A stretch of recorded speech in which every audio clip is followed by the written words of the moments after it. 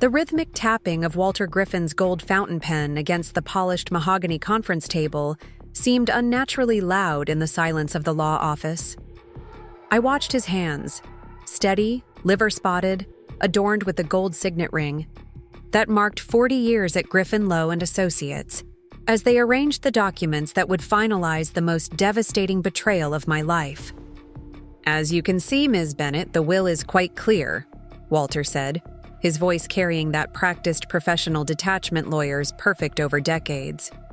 "Your father's estate, including Bennett Media Group, the family home, and investment, portfolios totaling approximately $4.5 million, has been bequeathed in its entirety to your sister, Natalie."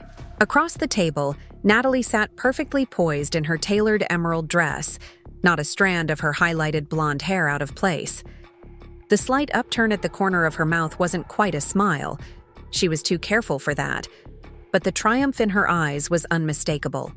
Beside her, her husband Chris stared fixedly at his platinum wedding band, apparently finding something fascinating about its gleam in the afternoon light. "That's impossible," I said, my voice steadier than I felt. "Dad always intended to split everything equally between us.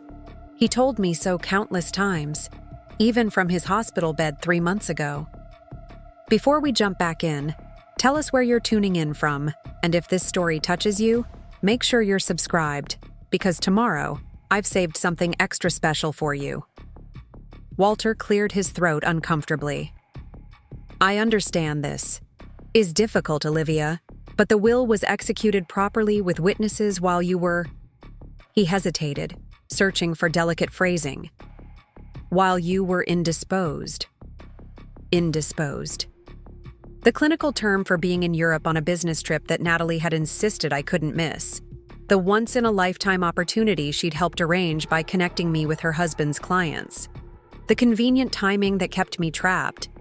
In meetings in Milan while our father suffered his fatal stroke, and Natalie apparently convinced him to change his will on his deathbed. "May I see it?" I asked, extending my hand. My arm trembled slightly, but I refused to let them see how deeply this cut. Walter passed me the document. It looked official enough, legal language, notary stamps, witness signatures. My father's signature at the bottom, shaky but recognizable. Dated just 2 days after I'd left for Europe, 5 days before his death. "I'm sorry, Olivia," Natalie said, her voice a masterpiece of practiced sympathy. "Dad was concerned about the company. You've been so focused on your marketing career. I've been helping him run Bennett Media Group for the past 4 years. He just wanted to ensure a smooth transition." I looked up from the will to meet her eyes. The sister I'd shared a bedroom with for 16 years. The sister whose college tuition I'd helped pay when Dad's business hit a rough patch. The sister I'd trusted to plan my 30th birthday party 6 months ago. The same party where I'd discovered her in the coat room with my fiancé Ethan. "A smooth transition," I repeated. "How thoughtful." Walter shuffled more papers, clearly uncomfortable. With the tension, "There are a few personal items your father specifically wanted you to have. Your mother's jewelry collection, her art pieces, and the cabin at Lake Monroe." The cabin. A small 2-bedroom structure that hadn't been renovated since the 1990s, worth perhaps 1% of the total estate. The final insult. "Well," I said, carefully refolding the will and placing it on the desk. "It seems everything is in order then." Natalie's shoulders relaxed slightly. She'd been expecting a fight, screaming, threats of lawsuits, the emotional outburst of a wronged sibling. Instead, I gathered my leather portfolio from where it rested against the chair and rose carefully to my feet. "Olivia," Walter called as I reached the door. "For what it's worth, I advised your father against this distribution. I suggested a more equitable arrangement." I paused, my hand on the doorknob.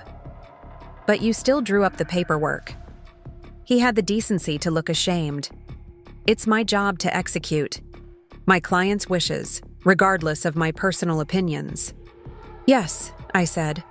We all make choices, don't we? Outside, the spring air carried the faint scent of magnolias and rain-washed streets. I leaned against the wrought iron railing of the law office's steps, taking a moment to compose myself. The anger and disbelief churning inside me made my head pound, but I wouldn't give Natalie the satisfaction of seeing me break down. Not again. Not after what happened at my birthday party. I slid into the back seat of my waiting rideshare, giving the driver my address in the arts district where my loft apartment waited, purchased with my own money from my own successful career, the one Natalie had so dismissively referenced. As the car pulled away from Griffin, Lowe Associates, I didn't look back at the building where my family legacy had just been stolen from me. Instead, I pulled out my phone and dialed a number I'd been reluctant to call until now. Diana Rodriguez answered with a crisp, professional voice. Ms. Rodriguez speaking. Diana, this is Olivia Bennett. We need to meet today if possible. I've been expecting your call, she replied. The summit, 1 hour. I'll be there. I ended the call, watching the familiar streets of Riverside Heights slide past my window.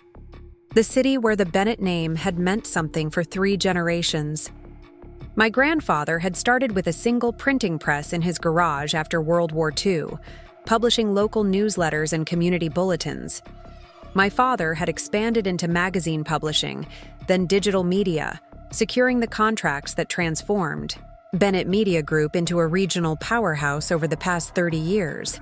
And now it all belonged to Natalie, who had spent more time redecorating the company offices than learning the actual business.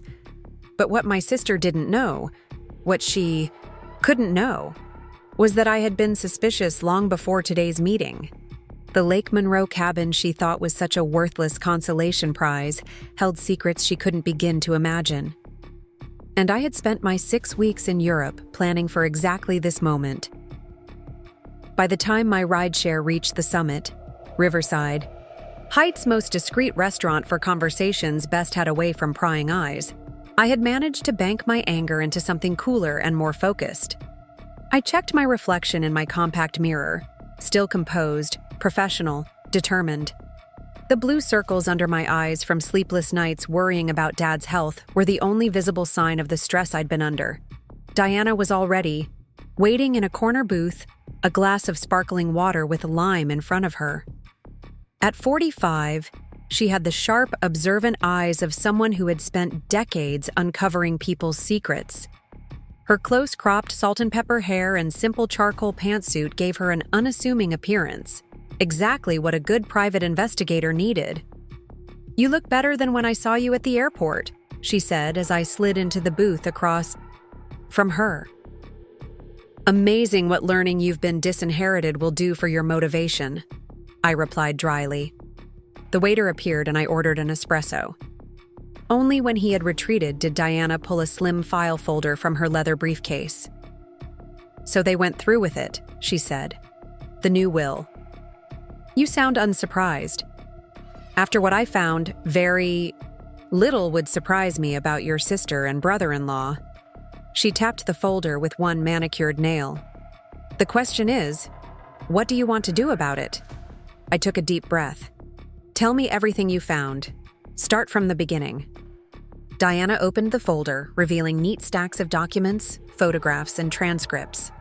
Natalie and Christopher Miller have been systematically siphoning funds from Bennett Media Group for approximately 2 years, she began. Small amounts at first, disguised as consulting fees to shell companies they control. After your mother died last year, the amounts increased significantly.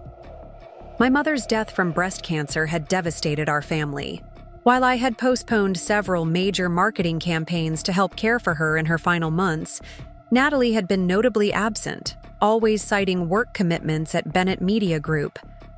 "They needed the money to maintain appearances," Diana continued. "The house in Oak Ridge Estates, the matching luxury cars, the country club membership, they've been living well beyond their legitimate means. Christopher's investment firm has been failing for years, despite what they project publicly." The waiter delivered my espresso and I took a sip of the bitter liquid, welcoming the jolt of clarity it provided. But the theft from the company was just the beginning, Diana said, her voice lowering. 3 months ago, they began accessing your father's medical records through a nurse they were bribing at Riverside Memorial. They received updates on his cardiac condition, specifically, the risk factors for a stroke. My cup froze halfway to my lips. Are you suggesting they knew my father would have a stroke? I'm suggesting they were monitoring his health very closely, waiting for a vulnerability. When his cardiologist recommended a change in medication that might temporarily increase his risk while his body adjusted, they became very attentive. The implication hung in the air between us. I set down my cup carefully, afraid I might shatter it in my grip. And my trip to Europe? The timing was remarkably convenient. Diana met my eyes directly. The Milan conference was legitimate, but Natalie specifically arranged for you to be offered that speaking engagement through Christopher's contacts. Preparing and narrating this story took us a lot of time, so if you are enjoying it, subscribe to our channel. It means a lot to us. Now back to the story. They ensured you'd be out of the country during a critical window. The world seemed to tilt slightly on its axis. I had suspected Natalie had manipulated our father's will while I was away. I had even considered that she might have been stealing from the company. But orchestrating events so precisely, potentially contributing to our father's death through the stress of a manipulated will signing. Do you have proof? Something that would stand up legally? Diana nodded. The nurse who was feeding them. Your father's medical information has agreed to testify in exchange for immunity. She also witnessed something interesting the day your father allegedly signed the new will. What? Your father was on heavy medications following a minor cardiac episode. According to her statement, he was barely conscious, certainly not of sound mind to be executing legal documents. She observed Natalie guiding his hand to sign the papers. A cold, clarifying anger washed through me, settling into something harder than mere rage.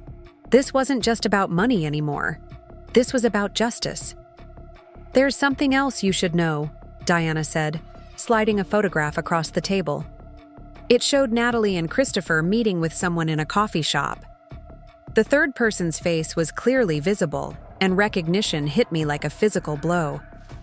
That's Walter Griffin, I said, our family lawyer. Taken 2 weeks before your trip to Europe, Diana confirmed. They met 3 times in locations far from both their offices, very unusual for a lawyer and clients who could easily meet in professional settings. He's involved, I murmured. He helped them plan this. It appears so, though I suspect his involvement was more passive, looking the other way, failing to verify your father's competence, perhaps backdating documents. I stared at the photo, remembering Walter's discomfort in his office earlier, his assertion that he had advised my father against the unequal distribution. More lies, it seemed. What do you want to do with all this, Olivia?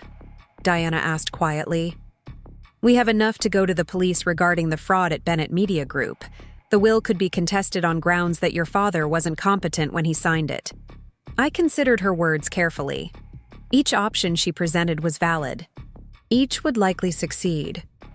But something felt incomplete about those paths. Too straightforward, too public, too messy. After what Natalie and Christopher had done, not just stealing my inheritance, but orchestrating events around our father's death, they deserved something more. Precise. There's one more option, I said slowly. But first, I need to retrieve something from the cabin at Lake Monroe. Diana raised an eyebrow. The lakeside property you inherited? Yes, my mother kept a safe there, built into the stone fireplace. Natalie doesn't know about it. No one does except me. And what's in this safe? I allowed myself a small, tight smile. Insurance, the kind my mother believed in keeping, just in case. 2 days later, I stood in the musty living room of The lake cabin, inhaling the familiar scent of pine and old books that had permeated the small building for as long as I could remember. This place, dismissed by Natalie as worthless, had been my mother's sanctuary, her retreat from the social obligations that came with being Catherine Bennett, wife of Riverside Heights' prominent publisher. Here she had taught me to fish, to build a fire, to identify constellations in the unpolluted night sky. And here, during one of our last visits before her cancer diagnosis, she had shown me the safe and given me the combination. "There are things about our family you should know, Olivia," she had said. "Things I've protected you from. But if anything happens to me, you'll need to be prepared." At the time, I'd assumed she was being dramatic, perhaps even a bit paranoid. Now, I understood she had been prescient. I knelt before the stone fireplace, my fingers finding the loose stone at the base that concealed the safe. The metal gleamed dully in the afternoon light filtering through the cabin windows. I carefully entered the combination, my mother's, birthday followed by mine, and heard the satisfying click of the mechanism disengaging. Inside were several sealed envelopes, a USB drive, and a leather-bound journal with my mother's elegant handwriting filling its pages. The top envelope bore a simple label in her script, "In case of emergency." I opened it first, unfolding several pages of detailed instructions. As I read, my mother's voice seemed to fill the cabin around me, strategic and clear-eyed even, from beyond the grave. When I finished reading, I gathered everything from the safe and carefully locked it again. Outside, Diana waited in her car, engine idling. "Did you find what you needed?" she asked as I slid into the passenger seat. "Everything and more," I confirmed. "We need to make one more stop before we head back to Riverside Heights." "Where to?"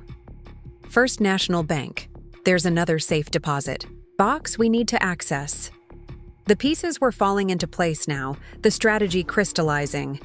Natalie thought she had won, thought she had secured everything of value in our father's estate. She had no idea what was coming. 1 week later, I was back in Walter Griffin's office, this time without an appointment. His secretary tried to stop me, but I walked past her with purpose, ignoring her protests.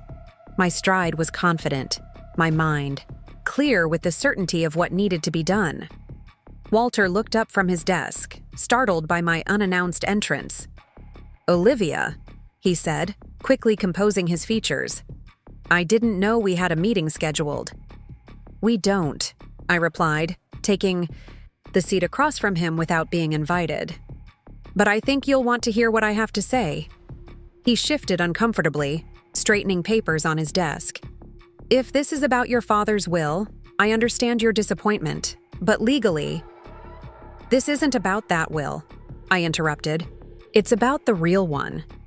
His hand froze mid-motion. "I don't understand." I reached into my portfolio and withdrew a sealed envelope, placing it carefully on his desk. "This is a copy of my father's actual last will and testament, properly executed, and notarized 8 months ago. The original is in a secure location." Walter stared at the envelope, but didn't reach for it. "That's impossible." "The will we executed was a fraud," I finished for him. "Signed when my father was heavily sedated, guided by Natalie's hand, according to witnesses. I have sworn statements from the medical staff who were present." A fine sheen of sweat had appeared on Walter's forehead. "Olivia, these are serious allegations." "They're not allegations, Walter. They're facts. Facts I'm prepared to present not only to the probate court, but to the State Bar Association's Ethics Committee." The blood drained from his face. "The Ethics Committee?" "Yes. They would be particularly interested in these." I placed a set of photographs on his desk, the same ones Diana had shown me of Walter meeting secretly with Natalie and Christopher. 3 clandestine meetings to plan the fraudulent transfer of a $4.5 million estate. That's the kind of thing that ends legal careers, isn't it? He swallowed hard, his professional composure crumbling. "I never intended—" "They said your father had changed his mind." wanted to keep the company intact under Natalie's management. And you believed them? Despite 30 years of knowing my father? Despite drawing up his previous will just 8 months earlier, where he split everything, equally between Natalie and me? Walter's shoulders slumped. What do you want from me, Olivia? The truth, for starters. Then your help in setting things right. Setting things right? How? I smiled thinly. By calling a meeting tomorrow morning, 9 a.m. You, me, Natalie, and Christopher. Tell them it's urgent, related to some regulatory issue with Bennett Media Group that requires immediate attention. And if I refuse? Then by noon tomorrow, the district attorney, the probate court, and the bar association will all receive copies of everything I've gathered. Your reputation, your career, your freedom, all gone. I leaned forward, my voice dropping. Or you can help me, and perhaps salvage something from this mess you've helped create. After a long moment, Walter nodded, defeat written in every line of his face. I'll arrange the meeting. As I stood to leave, he looked up at me, something like wonder crossing his features. You're more like your mother than I realized. I paused at the door. Everyone always said I took after my father, but you're right. This was all Mom's contingency plan. She knew what Natalie was capable of long before anyone else did. The next morning, I arrived at Walter's office 15 minutes early, bringing Diana with me as both witness and support. His secretary, clearly briefed on the situation, escorted us immediately to the conference room where Walter waited, looking as though he hadn't slept. They're on their way up, he said tightly. I haven't told them you'll be here. Good, I replied, taking a seat at the head of the table, my father's position during countless business meetings in this very room. Moments later, the door opened, and Natalie and Christopher entered, both freezing mid-step when they saw me. What is she doing here? Natalie demanded, turning to Walter. You said this was about regulatory issues. It is, in a manner of speaking, Walter replied, gesturing for them to sit. Please take a seat. This concerns all of you. Reluctantly, they sat. Natalie's eyes never leaving my face, suspicion etched in every line of her body. I'll keep this brief, I said, my voice steady. I know everything. The embezzlement from Bennett Media Group, the monitoring of Dad's medical condition, the fraudulent will. Christopher's face went ashen. Natalie's composure slipped for just a moment before she recovered, forcing a laugh.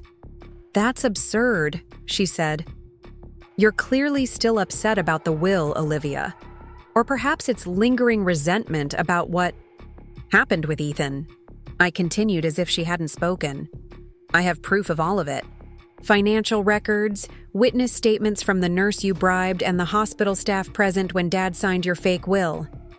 I slid copies of each document across the table as I listed them.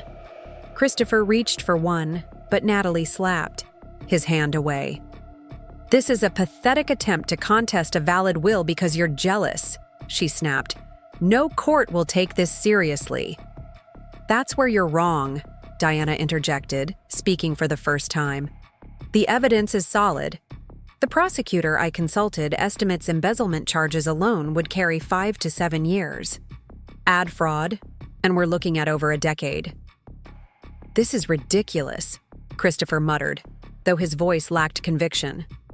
I leaned forward, meeting my sister's gaze directly. Here's what's going to happen. Walter has the real will, the one Dad signed 8 months ago when he was of sound mind and body. It splits everything equally between us, as he always intended. You're going to agree to honor it without contest. And why would I do that? Natalie challenged, though her voice lacked its usual confidence. Because the alternative is prison, I said simply. For both of you. Everything I've mentioned goes to the police, the DA, and the press. The Bennett name you've been so desperate to control will be synonymous with fraud. Your comfortable life will be over. A heavy silence fell over the room. Christopher looked on the verge of physical illness. Natalie's breathing had quickened, her carefully maintained facade beginning to crack. "You're bluffing," she said finally, but there was uncertainty in her voice. "You wouldn't destroy the family name just to get revenge." "It's not about revenge," I corrected her. "It's about justice, about honoring what Dad actually wanted, about consequences for actions." I paused. "And you're wrong.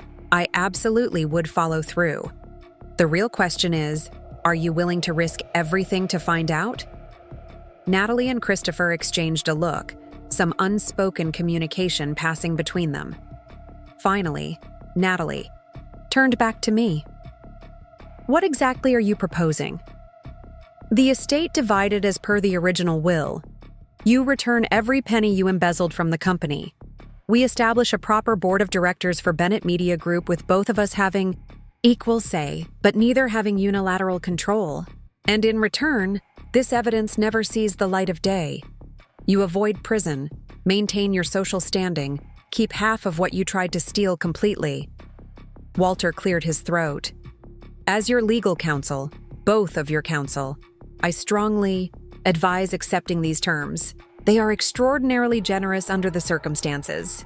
Natalie's eyes narrowed as she studied my face, perhaps trying to discern if I was serious, if I would really follow through on my threats.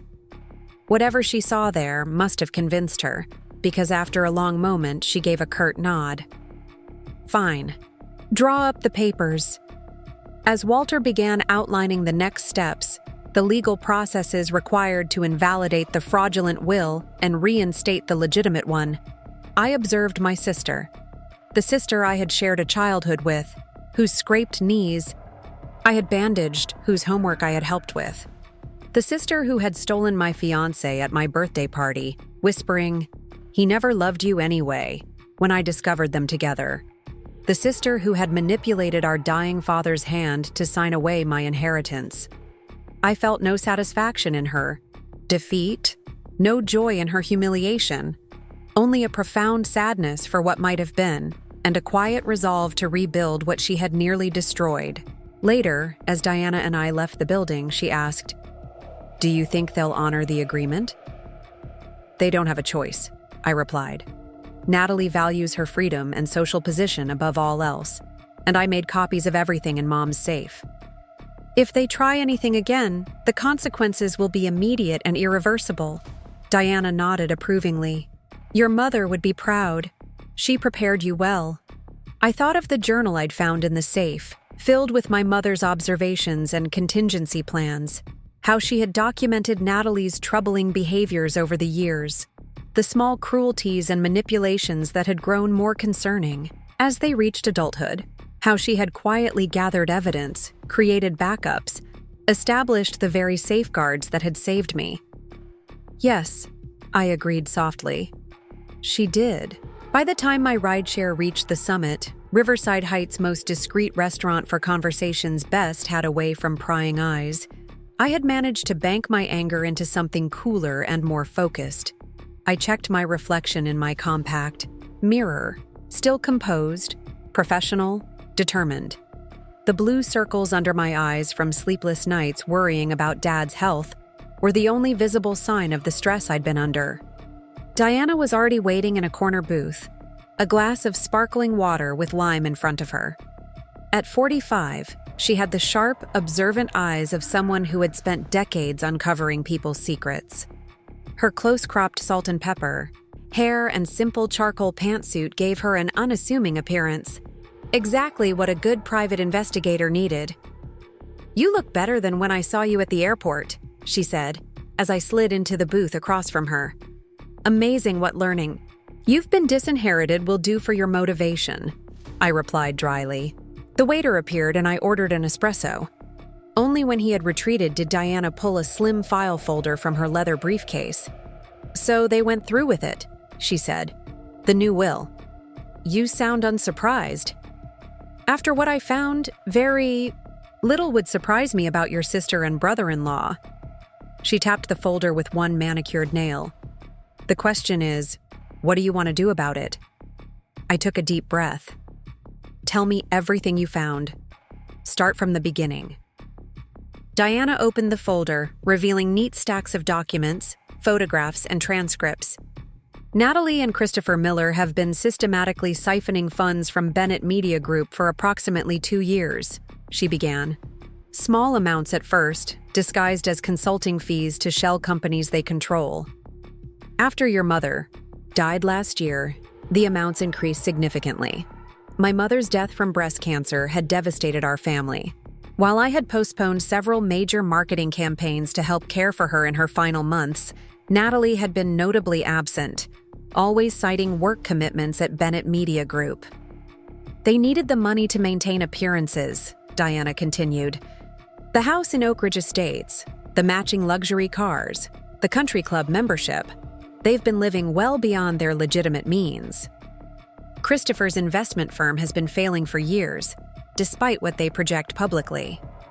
The waiter delivered my espresso, and I took a sip of the bitter liquid, welcoming the jolt of clarity it provided. But the theft from the company was just the beginning, Diana said, her voice lowering. 3 months ago, they began accessing your father's medical records through a nurse they were bribing at Riverside Memorial. They received updates on his cardiac condition, specifically, the risk factors for a stroke. My cup froze halfway to my lips. Are you suggesting they knew my father would have a stroke? I'm suggesting they were monitoring his health very closely, waiting for a vulnerability. When his cardiologist recommended a change in medication, that might temporarily increase his risk while his body adjusted. They became very attentive. The implication hung in the air between us. I set down my cup carefully, afraid I might shatter it in my grip. And my trip to Europe? The timing was remarkably convenient.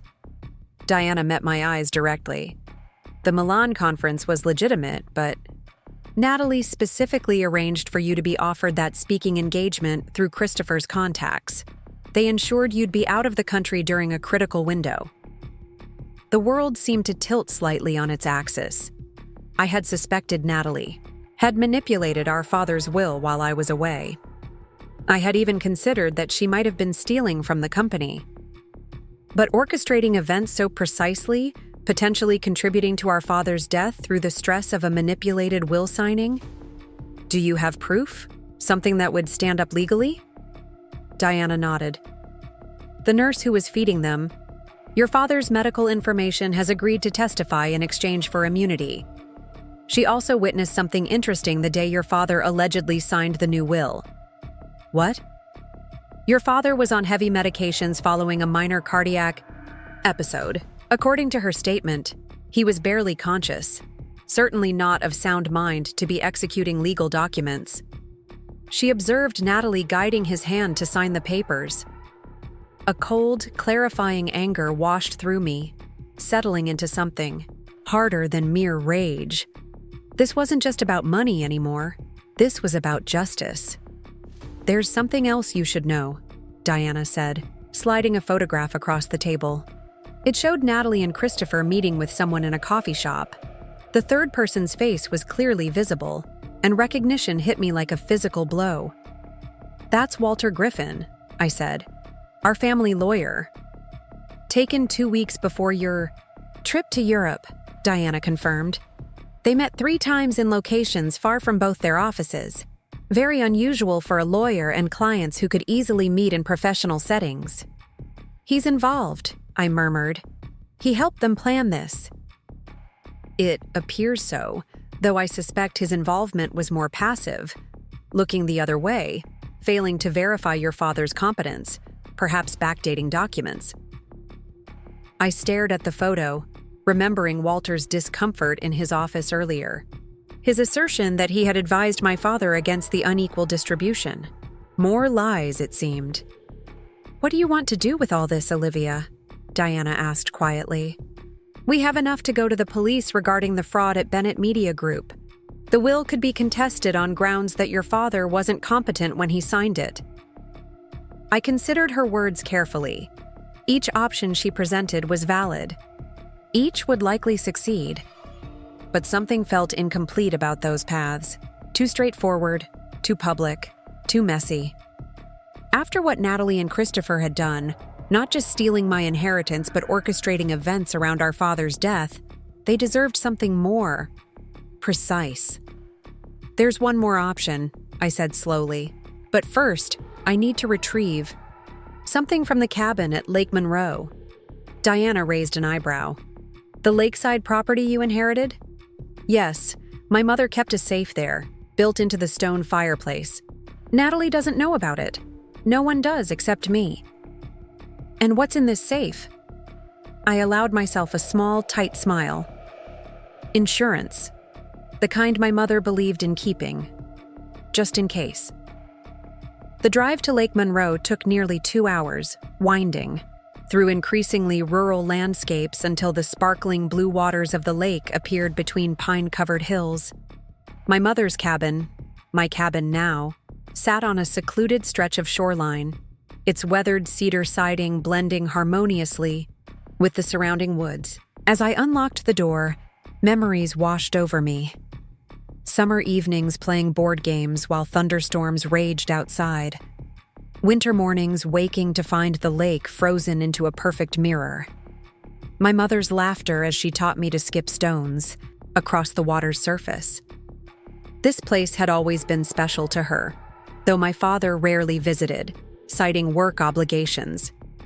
Now I wondered if there had been another reason he stayed away. If he'd known this was where my mother kept her secrets. Your mother sounds like she was quite a woman, Diana remarked, taking in the cabin's simple but comfortable interior. Family photos lined the pine-paneled walls, candid shots rather than the formal portraits that hung in the family home. She was, I agreed, running my fingers along the spines of books stacked neatly on rustic shelves. Everyone saw her as the perfect corporate wife, elegant, supportive, socially adept. But she was so much more than that. She had a law degree, though she never practiced. Dad always said she had the sharpest mind of anyone he knew. Including him? Especially him, I think. He relied on her judgment more than anyone realized. I moved to the stone fireplace that dominated one wall of the main room. Kneeling before it, I located the loose stone at the bottom right corner, carefully working it free to reveal the small safe behind it. Hiding in plain sight, Diana noted, approvingly. The combination was simple. My mother's birthday followed by mine.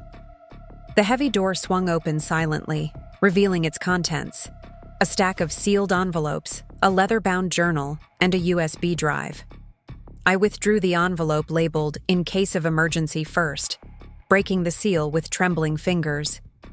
Inside were several pages of my mother's elegant handwriting. My dearest Olivia, the letter began. If you're reading this, then something has happened that has made you seek out this safe. I've always known that the day might come when you would need protection from those closest to you. I scanned through her instructions, my breath catching at certain passages. When I finished, I looked up to find Diana watching me intently. Your mother suspected Natalie, she said. It wasn't a question. I nodded, gathering the remaining items from the safe. For years, apparently, she documented everything. Natalie's manipulations, her lies, her gradual influence over Dad after Mom got sick. The journal contains detailed accounts going back to when we were teenagers. And the USB drive? Financial records. Mom maintained her own accounting of Bennett Media Group's finances, separate from the official books. She was afraid something like this might happen someday. Smart woman, Diana murmured. She was protecting me the only way she could, by gathering evidence I might need someday. I closed the safe, replacing the stone carefully. She knew she was dying, but she made sure I wouldn't be defenseless when she was gone. Back in Diana's car, I reviewed more of the material as she drove. The journal entries were disturbing, in their cumulative effect, detailing a pattern of behavior that spoke to a deeply disturbed personality, masked by charm and calculation. Listen to this, I said, reading from an entry dated 3 years earlier. Natalie deliberately sabotaged Olivia's presentation to the Simpson account, altering the final slides just before the meeting. When the error was discovered, she was quick to console Olivia publicly while privately suggesting to William that perhaps their daughter wasn't cut out for the business world. It was the third such incident in 2 months. "She was building a case against you with your father," Diana observed, eyes on the road, "creating a narrative of your incompetence while positioning herself as the reliable daughter. And it worked. Dad started questioning my decisions, second-guessing my strategies. I thought it was just his perfectionism, but he was responding to the story Natalie was feeding him." I flipped forward in the journal. Here's another from just before Mom died. "I'm worried about what will happen when I'm gone. Natalie has always envied Olivia. Her intelligence, her independence, the easy relationship she has with William. As my illness progresses, I see Natalie moving closer to William, becoming indispensable, while subtly pushing Olivia away. She has plans, and they don't include her sister having any role in the family legacy. Did your mother ever confront her?" "Not directly, according to this. She was gathering evidence, documenting patterns. She writes here that she spoke to Walter Griffin about her concerns, asked him to ensure that William's will was ironclad." I closed the journal with a snap. "Fat lot of good that did. Walter was in on it all along." "Or was brought in later," Diana suggested. "The dates of those meetings I photographed indicate Walter's involvement might be more recent than the issues your mother documented. Either way, he betrayed my father's trust. He betrayed my mother." We drove in silence for a while, the forested landscape giving way to suburbs, then the outskirts of Riverside Heights. My mind was racing, processing everything I'd learned, formulating a plan. "We need to access Mom's banking records," I said finally. According to her letter, she maintained a separate safety deposit box at First National Bank containing additional evidence, financial trails, recorded conversations, documentation of specific incidents. "We can go there now," Diana offered. "They're open until 5. First, I need to make a call." I pulled out my phone and dialed a number I hadn't used in months. After 3 rings, a familiar voice answered. "Olivia? Is everything all right?" "Hello, Marcus," I said, my voice steadier than I expected. "I need your help with something. How quickly can you analyze a set of financial records?" Marcus Chen had been my closest friend since college. Brilliant, loyal, and one of the few people who had seen through Natalie's facade from the beginning. He was also the founder of a successful financial technology startup with expertise in forensic accounting. Depends on the complexity and volume. What are we looking at? Potentially years of financial fraud at Bennett Media Group. My mother left me evidence, but I need someone I trust to verify it, strengthen it, make it bulletproof. A pause. "This is about your father's will, isn't it?" "Among other things." "How much has Natalie told you?" Marcus snorted. "Nothing directly, but Christopher's been boasting at the club about their windfall. Subtle as a sledgehammer, that one." "Can you help me?" "You know I can. Meet me at my office in an hour. Bring whatever you've got." I ended the call, feeling marginally better. Marcus had resources I lacked, and his loyalty was beyond question. He'd stood firmly in my corner during the aftermath of my birthday party. Disaster, when Natalie and Ethan's betrayal had become public knowledge. "We'll go to the bank, then to Marcus," I told Diana. "You're building quite the team," she observed. "I'm going to need one. Natalie has Dad's money, the family name, and Walter's legal expertise on her side. I need to be equally well armed." At First National Bank, accessing my mother's safety deposit box proved surprisingly simple. She had listed me as an authorized user, and my identification was sufficient to gain access. Inside was another sealed envelope, along with a portable hard drive and a small digital voice recorder. The banker who escorted me to the viewing room gave me privacy, closing the door with a discreet nod. I opened the envelope first, finding a letter similar to the one from the cabin, though more focused on financial matters. The hard drive contains complete backups of Bennett Media Group's financial records from the past 10 years, my mother's Letter explained. Pay particular attention to the consulting fees paid to Winter Star Enterprises and Blue Harbor Consulting, shell companies created by Christopher, with Natalie as a silent partner. I connected the hard drive to my phone, scanning through the directory structure. The organization was meticulous, with folders labeled by year and transaction type. The voice recorder contained multiple files, each dated and labeled. I played one at random, hearing my mother's voice, then Natalie's. "I don't understand why Olivia needs to be involved in the Simpson account at all," Natalie was saying, her tone casual but with an undercurrent of irritation.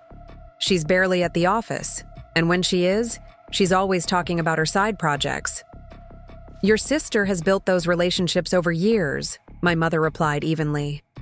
"The clients trust her. They trust the Bennett name. I can handle it just as well." "That's not your decision to make, Natalie." A pause, then Natalie's voice, suddenly sweeter. "I'm just trying to help, Mom. You're not well, Dad's stressed, and Olivia's distracted with planning her wedding to Ethan. Someone needs to keep things running smoothly." The recording ended there. I tried another file, this one from just 2 months before my mother died. "I've moved some funds to a separate account," my mother was saying, her voice weaker but still determined. "For Olivia's protection. William doesn't know, he'd consider it disloyal. But I've seen how Natalie manipulates him when I'm not there to intervene." A male voice responded, Walter Griffin, sounding concerned. "Catherine, are you sure this is necessary? William's will divides everything equally. Wills can be changed, Walter. You know that better than anyone. Promise me you'll ensure Olivia receives her fair share, no matter what happens." "Of course, Catherine. You have my word." I clicked off the recorder, a bitter taste in my mouth. Walter had given his word to my dying mother, then conspired with Natalie to do exactly what my mother had feared. Gathering everything, I checked the time, just enough to make my meeting with Marcus. As the bank escort led me back to the main floor, I noticed a familiar figure at one of the teller windows, Henry Wilson, my father's longtime friend and a member of Bennett Media Group's board of directors. I ducked my head, not wanting to be seen. Henry had always been kind to me, but he was also deeply loyal to my father. I couldn't be sure where his loyalties would fall in this situation, and I wasn't ready to tip my hand to anyone connected with the company. Once outside, I called Diana, who had waited in her car. "I've got it. Let's go meet Marcus." Marcus's office occupied the top floor of a renovated warehouse in the trendy North End district. His company, Quantum Metrics, specialized in advanced financial analytics, with clients ranging from Wall Street investment firms to government regulatory agencies. The space reflected his personality, organized but creative, with glass-walled conference rooms, ergonomic workstations, and splashes of bold artwork. He met us in the lobby himself, his usual casual attire replaced by a rumpled dress shirt and tie. "Board meeting day," I recalled. His expression was concerned as he hugged me briefly. "You look exhausted," he said bluntly. "When did you last sleep properly?" "Sometime before my father died," I admitted. "It's been a challenging few months." He led us to his private office, a corner space with floor-to-ceiling windows overlooking the river. "Tell me everything," he said, settling behind his desk. "Start with what happened with the will." For the next hour, Diana and I outlined the situation, presenting the evidence we'd gathered. Marcus listened intently, occasionally asking clarifying questions or making notes on his tablet. When we finished, he leaned back in his chair, expression grave. "This is extensive fraud," he said finally. "Not just the embezzlement, but the manipulation of your father's medical care, the fraudulent will execution. Natalie and Christopher could face serious jail time." "That's assuming we can prove it conclusively," I pointed out. "They'll have covered their tracks." "Not as well as they think." He gestured to the hard drive and USB from my mother's safe. "May I?" I nodded, and he connected both devices to his computer. Give me some time with these. I need to run them through our analytics software, look for patterns, verification points. If what you're saying is accurate, there should be clear financial fingerprints. How long will it take? Diana asked. Marcus considered. To do it properly? At least 48 hours. I'll need to bring in my best forensic accountant, Zoe Mendez. She's brilliant, discreet, and has testified in federal fraud cases. You trust her? I asked. With my life, and more importantly, with yours. He fixed me with a serious look. Olivia, what Natalie and Christopher have done, if it's all true, isn't just unethical. It's criminal. When you move against them, you need to be absolutely certain of your ground. I am certain, I said firmly. I've lived in Natalie's shadow for years, watched her manipulate everyone around her. She took everything from me. My fiancé, my father's trust, now my inheritance.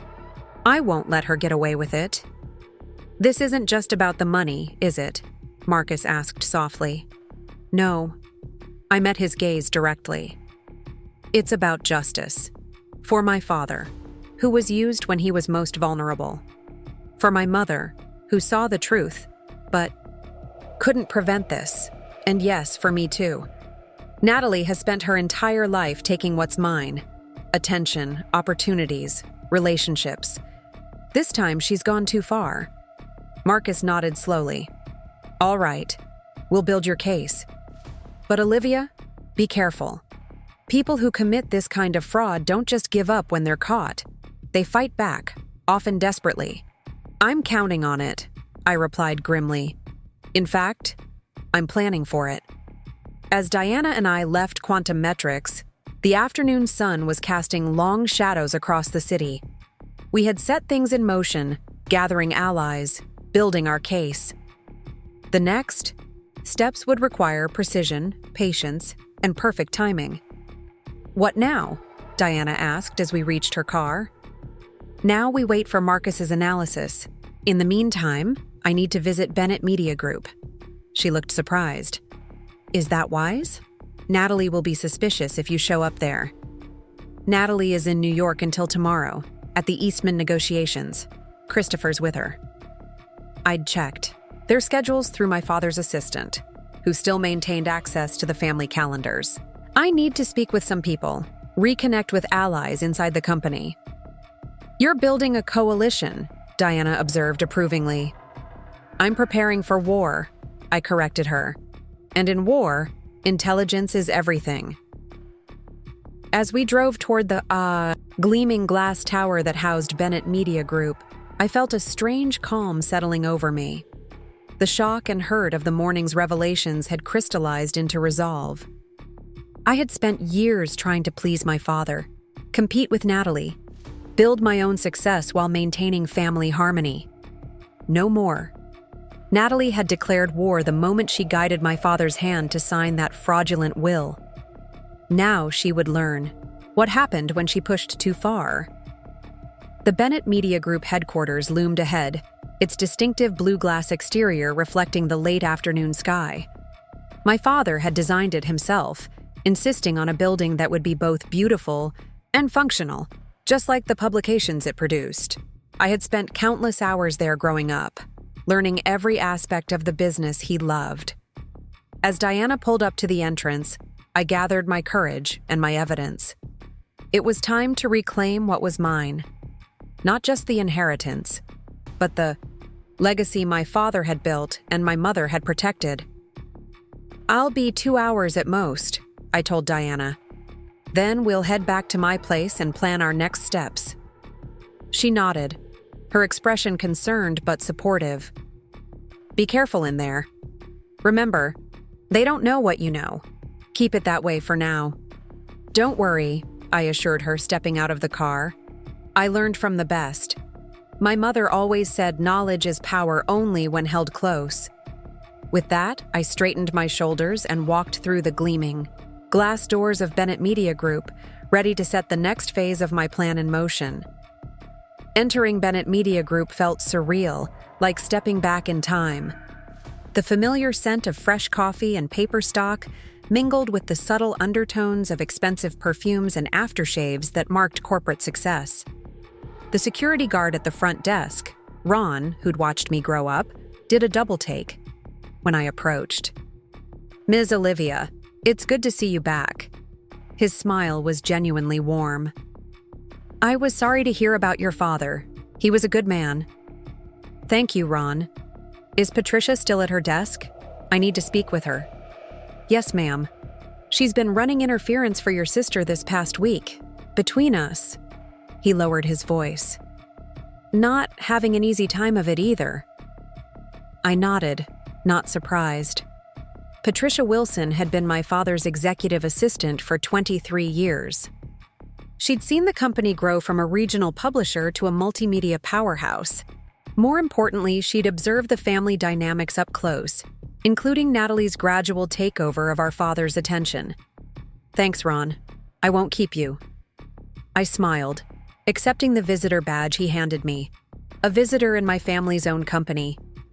The irony wasn't lost on me. The executive floor was buzzing with activity. Editors rushing between meetings, creatives huddled around tablets discussing layouts, financial staff with their perpetually worried expressions. A few people recognized me, offering awkward condolences or surprised greetings.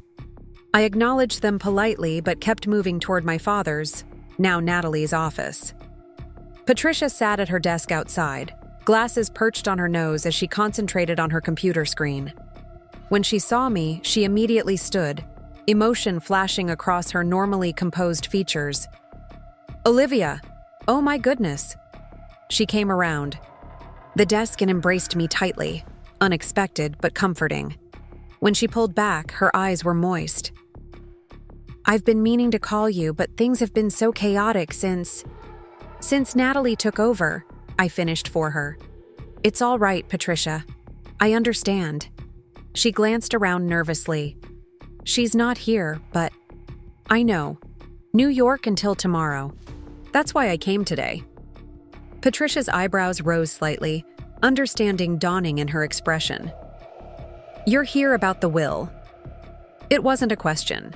Patricia knew everything that happened in this building, including, apparently, my disinheritance. "Among other things," I admitted. "Is there somewhere we can talk privately?" She nodded, leading me not to the executive office but to a small conference room at the end of the hall. Once the door was closed, she turned to me, arms crossed defensively. "I tried to stop it, Olivia. When I realized what they were doing with your father, I threatened to call you. Walter Griffin said it would just upset your father more, that he needed calm. Then Christopher suggested I might want to consider my position with the company. They threatened your job." Again, not a question. "Not directly. Christopher is too smooth for that, but the implication was clear." She sat heavily in one of the chairs. "Your father wasn't himself those last days. The medication had him confused. He kept asking for your mother." "And the will signing?" Patricia's mouth tightened. A travesty. He could barely hold the pen. Natalie guided his hand, telling him it was just routine paperwork for the Eastman acquisition. He trusted her completely. I took the seat across from her. "Patricia, I need your help. I have evidence of what Natalie and Christopher have been doing. Not just the will, but financial fraud, embezzlement. I'm building a case to challenge all of it, but I need inside information." She studied me for a long moment, then reached for her tablet. "What do you need to know?" For the next hour, Patricia showed me documents, emails, meeting records, all meticulously preserved. She had been my mother's friend long before becoming my father's assistant, and her loyalty ran deeper than a mere employment relationship. "Your mother asked me to watch out for you," she confessed, showing me an email from Catherine Bennett, dated just weeks before her death. "She knew Natalie had ambitious plans that didn't include you." "Did she know about the embezzlement?" "She suspected something wasn't right with the financials. She had me make copies of certain records which I sent to her private email." Patricia pulled up another document, this one a series of spreadsheets. These consulting fees to Winter Star Enterprises and Blue Harbor Consulting, she flagged them specifically. The same shell companies my mother had mentioned in her letter. Who approved these payments? Initially, your father. But after your mother died, Natalie took over more of the financial oversight. She has a gift for making things sound reasonable, making your father believe her suggestions were his ideas all along. I made notes of specific transactions, dates, approval chains, all information that would support what Marcus was analyzing. What about the board? Surely Henry Wilson or someone else noticed these irregularities. Patricia's expression turned grim. Henry's son works for Christopher's investment firm, suddenly got a major promotion last year. The other board members, they trusted your father implicitly. If he approved something, they didn't question it. And after he got sick? By then, Natalie had been operating as de facto CEO for months. No one questioned her authority to continue. I sat back, processing the extent of Natalie's manipulation. She planned this meticulously. Yes. Patricia hesitated, then added, but there's something else you should know about your birthday party. A wave of nausea rolled through me at the memory. Walking into the coat room to find my sister and Ethan entangled, his hands under her dress, her triumphant eyes meeting mine over his shoulder. The humiliation had been absolute, especially when Natalie had stepped away from Ethan, straightened her dress, and whispered those cruel words. He never loved you anyway. What about it? I asked stiffly. It wasn't spontaneous. The week before, I overheard Natalie on the phone with Ethan, planning where to meet, when you'd be most likely to find them. The revelation shouldn't have shocked me, considering everything else I'd learned, but somehow it did. She wanted me to find them? She orchestrated it? Patricia nodded sadly. I believe so. After that, you distanced yourself from the company, spent more time on your independent projects. It created the narrative. Natalie needed that you weren't interested in the family business. I closed my eyes briefly, remembering how I'd thrown myself into work after that betrayal, avoiding family dinners, communicating with my father primarily through emails and brief phone calls. Exactly as Natalie had intended. Thank you for telling me, I said finally. It helps complete the picture. Before leaving, I asked Patricia one final question. Who else here might help me? Who was loyal to my father, not to Natalie? She considered carefully. James in finance. He's been uncomfortable with some of the recent approvals. Megan in legal. She was close to your mother. And Thomas Harrison. The head of digital operations? Yes. He and Christopher had a major disagreement last month over resource allocation. Thomas wanted to expand the investigative journalism team. Christopher insisted those resources go to lifestyle content that would attract luxury advertisers. Let me guess, advertisers connected to Christopher's investment clients? Patricia's tight smile was confirmation enough. Thomas threatened to resign. Your father valued him enormously. He's the reason our digital transition was so successful. With a list of potential allies and a wealth of insider information, I left Bennett Media Group feeling more confident than when I'd arrived. Diana was waiting outside, her car idling in the loading zone. Productive? She asked as I slid into the passenger seat. Very. Patricia's been gathering evidence of her own. She's sending encrypted files to a secure address Marcus set up. I leaned back, suddenly exhausted. It's all even worse than I imagined, Diana. Natalie's been planning this for years, systematically isolating our father, creating circumstances where she could control everything, including orchestrating your breakup with Ethan? Apparently.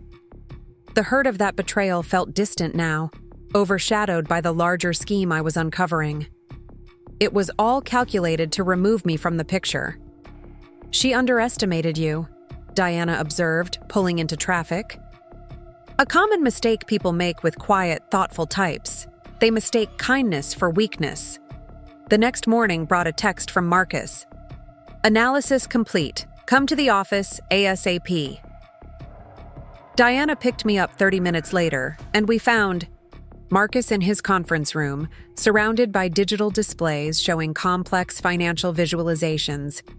With him was a petite woman with sharp eyes and a serious expression. Zoe Mendez, I presumed. Olivia, Diana, Marcus greeted us. This is Zoe, our forensic accountant. She's been working through the night on your financial records. Zoe didn't waste time on pleasantries. Your mother was right to be suspicious. There's a clear pattern of financial fraud stretching back approximately 3 years, accelerating after her death. She pulled up a series of charts on the main screen. These consulting fees to Winter Star and Blue Harbor, they're textbook fraudulent disbursements. The companies exist only on paper, with P.O. boxes as addresses and no actual employees. All payments ultimately flow to accounts controlled by Christopher Miller, with a percentage diverted to an account in Natalie's name. How much? I asked. Conservatively, $1.7 million over 3 years. The amount stunned me. That's significant.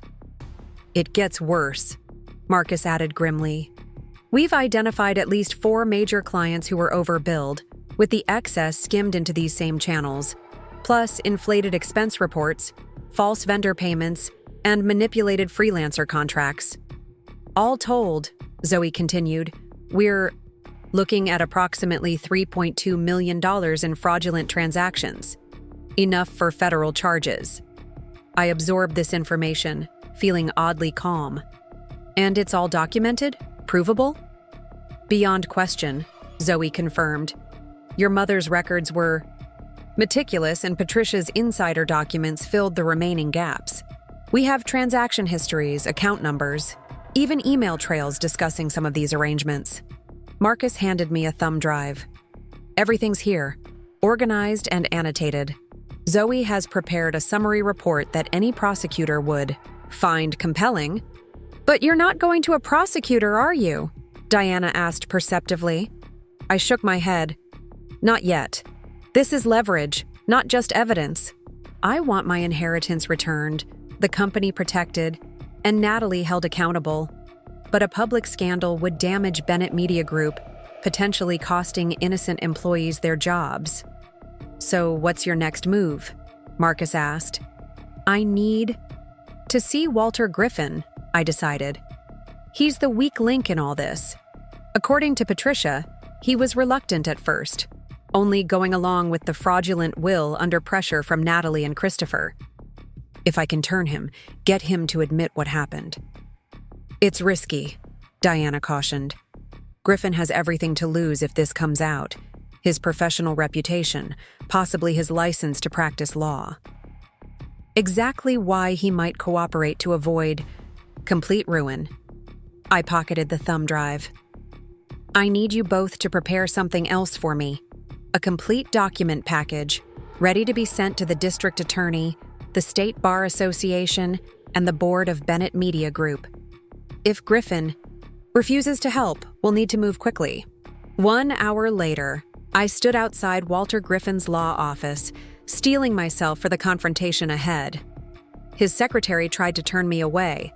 Mr. Griffin is in meetings all day. But I pushed past her, ignoring her protests. Walter looked up from his desk, startled by my unannounced entrance. His face cycled rapidly through surprise, wariness, and finally resignation, as if he'd been expecting this moment. Olivia, he said, quickly composing his features. I didn't know we had a meeting scheduled. We don't, I replied, taking the seat across from him without being invited. But I think you'll want to hear what I have to say. He shifted uncomfortably, straightening papers on his desk. If this is about your father's will, I understand your disappointment, but legally, this isn't about that will, I interrupted. It's about the real one. His hand froze mid-motion. I don't understand. I reached into my portfolio and withdrew a sealed envelope, placing it carefully on his desk. This is a copy of my father's actual last will and testament, properly, executed and notarized 8 months ago. The original is in a secure location. Walter stared at the envelope but didn't reach for it. That's impossible. The will we executed was a fraud, I finished for him. Signed when my father was heavily sedated, guided by Natalie's hand, according to witnesses. I have sworn statements from the medical staff who were present. A fine sheen of sweat had appeared on Walter's forehead. Olivia, these are serious allegations. They're not allegations, Walter. They're facts. Facts I'm prepared to present not only to the probate court, but to the State Bar Association's Ethics Committee. The blood drained from his face. The Ethics Committee? Yes, they would be particularly interested in these. I placed a set of photographs on his desk, the same ones Diana had shown me of Walter meeting secretly with Natalie and Christopher. 3 clandestine meetings to plan the fraudulent transfer of a $4.5 million estate. That's the kind of thing that ends legal careers, isn't it? He swallowed hard, his professional composure crumbling. I never intended. They said your father had changed his mind, wanted to keep the company intact under Natalie's management. And you believed them? Despite 30 years of knowing my father? Despite drawing up his previous will just 8 months earlier, where he split everything, equally between Natalie and me? Walter's shoulders slumped. What do you want from me, Olivia? The truth, for starters. Then your help in setting things right. Setting things right? How? I smiled thinly. By calling a meeting tomorrow morning, 9 a.m. You, me, Natalie, and Christopher. Tell them it's urgent, related to some regulatory issue with Bennett Media Group that requires immediate attention. And if I refuse, then by noon tomorrow, the district attorney, the probate court, and the Bar Association will all receive copies of everything I've gathered. Your reputation, your career, your freedom, all gone. I leaned forward, my voice dropping. Or you can help me and perhaps salvage something from this mess you've helped create. After a long moment, Walter nodded, defeat written in every line of his face. I'll arrange the meeting. As I stood to leave, he looked up at me, something like wonder crossing his features. You're more like your mother than I realized. I paused at the door. Everyone always said I took after my father, but you're right. This was all Mom's contingency plan. She knew what Natalie was capable of long before anyone else did. The next morning, I arrived at Walter's office 15 minutes early, bringing Diana with me as both witness and support. His secretary, clearly briefed on the situation, escorted us immediately to the conference room where Walter waited, looking as though he hadn't slept. They're on their way up, he said tightly. I haven't told them you'll be here. Good, I replied, taking a seat at the head of the table, my father's position during countless business meetings in this very room. Moments later, the door opened, and Natalie and Christopher entered, both freezing mid-step when they saw me. What is she doing here? Natalie demanded, turning to Walter. You said this was about regulatory issues. It is, in a manner of speaking, Walter replied, gesturing for them to sit. Please take a seat. This concerns all of you. Reluctantly, they sat, Natalie's eyes never leaving my face, suspicion etched in every line of her body. I'll keep this brief, I said, my voice steady. I know everything. The embezzlement from Bennett Media Group, the monitoring of Dad's medical condition, the fraudulent will. Christopher's face went ashen. Natalie's composure slipped for just a moment before she recovered, forcing a laugh. That's absurd, she said. You're clearly still upset about the will, Olivia. Or perhaps it's lingering resentment about what happened with Ethan. I continued as if she hadn't spoken. I have proof of all of it. Financial records, witness statements from the nurse you bribed and the hospital staff present when Dad signed your fake will. I slid copies of each document across the table as I listed them. Christopher reached for one, but Natalie slapped his hand away. This is a pathetic attempt to contest a valid will because you're jealous, she snapped. No court will take this seriously. That's where you're wrong, Diana interjected, speaking for the first time. The evidence is solid. The prosecutor I consulted estimates embezzlement charges alone would carry 5 to 7 years. Add fraud and we're looking at over a decade. This is ridiculous, Christopher muttered, though his voice lacked conviction. I leaned forward, meeting my sister's gaze directly. Here's what's going to happen. Walter has the real will, the one Dad signed 8 months ago when he was of sound mind and body. It splits everything equally between us, as he always intended. You're going to agree to honor it without contest. And why would I do that? Natalie challenged, though her voice lacked its usual confidence. Because the alternative is prison, I said simply. For both of you. Everything I've mentioned goes to the police, the DA, and the press. The Bennett name you've been so desperate to control will be synonymous with fraud. Your comfortable life will be over. A heavy silence fell over the room. Christopher looked on the verge of physical illness. Natalie's breathing had quickened, her carefully maintained facade beginning to crack. You're bluffing, she said finally, but there was uncertainty in her voice. You wouldn't destroy the family name just to get revenge. It's not about revenge, I corrected her. It's about justice, about honoring what Dad actually wanted, about consequences for actions. I paused. And you're wrong. I absolutely would follow through. The real question is, are you willing to risk everything to find out? Natalie and Christopher exchanged a look, some unspoken communication passing between them. Finally, Natalie turned back to me. What exactly are you proposing?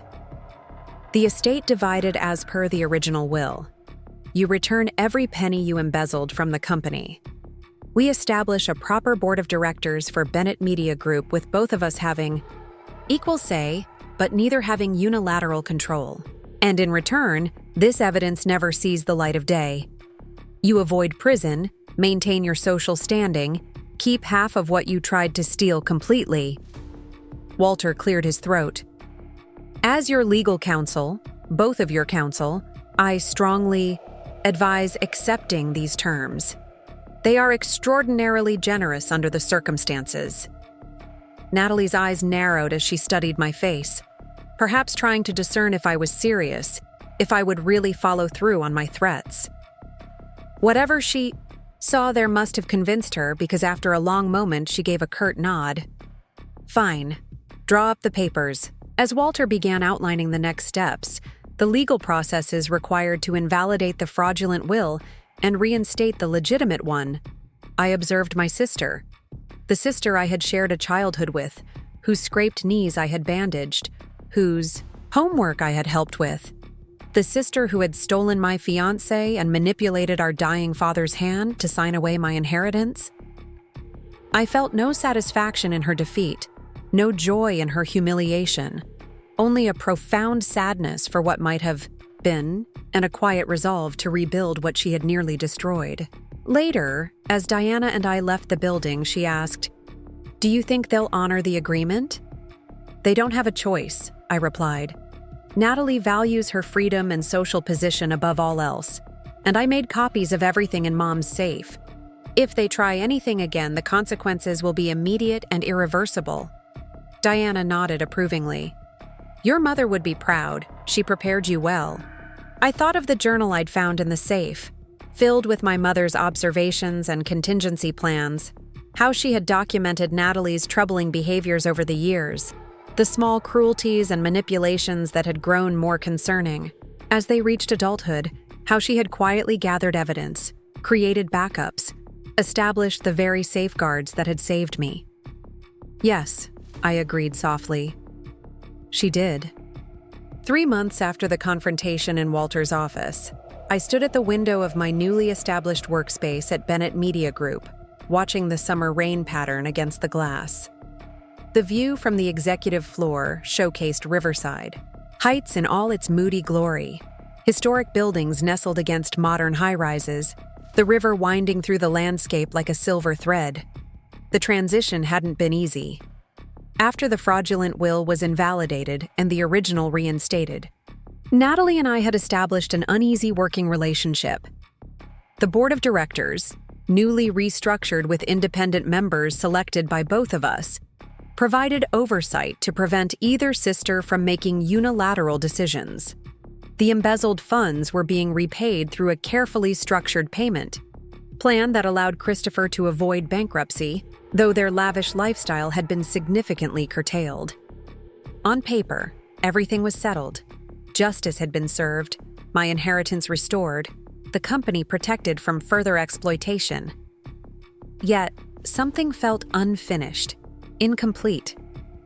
Natalie maintained a cool professionalism during our necessary interactions, but there was a calculation in her eyes that made me uneasy.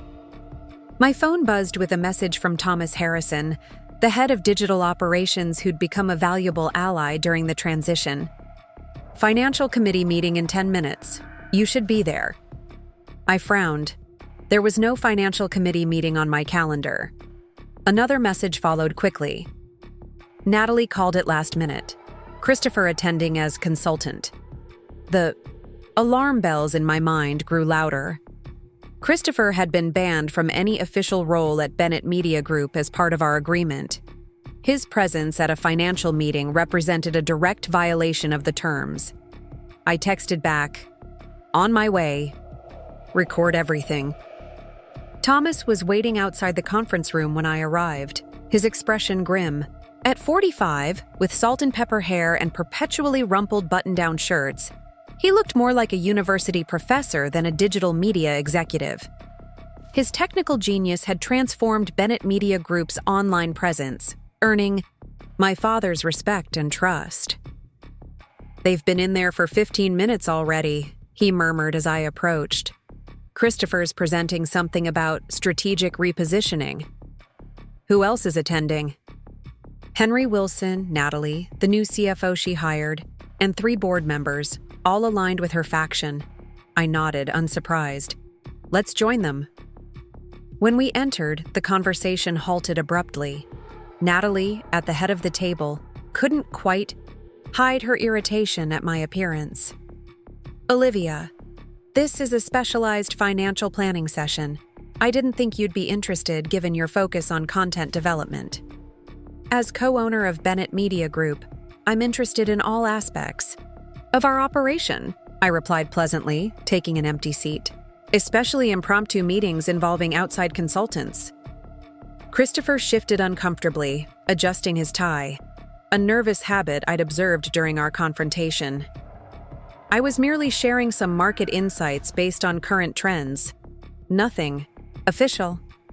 "I'm sure," I said, turning to Henry Wilson. "Henry, could you refresh my memory on the terms of our settlement agreement regarding external consultants?" The older man had the grace to look embarrassed. "All consultants must be approved by both you and Natalie, with formal contracts vetted by legal." "And was Mr. Miller approved through those channels?" "This isn't a formal consultation," Natalie cut in smoothly. "Christopher was simply offering friendly advice as my husband, no payment involved." "I see." I smiled thinly. "Then you won't mind if I review the presentation materials since this is just friendly advice." Before anyone could object, I reached for the tablet in front of Christopher, who instinctively pulled it away. Another telling reaction. Thomas stepped forward. "Perhaps I could help. As head of digital operations, I should review any strategic repositioning that might affect our online platforms." Christopher glanced at Natalie, who gave an almost imperceptible nod. Reluctantly, he handed the tablet to Thomas, who quickly scrolled through the presentation, his expression darkening. "This isn't strategic repositioning," he said after a moment. "This is a proposal to sell our investigative journalism division to Blackwell Media." The revelation hung in the air. Blackwell Media was our largest competitor, a conglomerate known for acquiring smaller media companies, stripping them of valuable assets, and discarding the remains. "It's a potential opportunity," Natalie said defensively.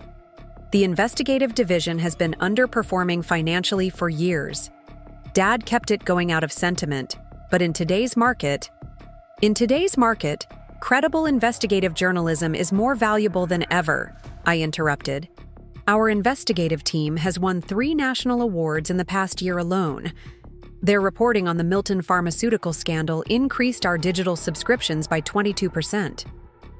Awards don't pay the bills, Christopher interjected. Blackwell is offering $15 million for the division. That's a significant cash infusion. Which would immediately go where exactly? I asked, though I already suspected the answer.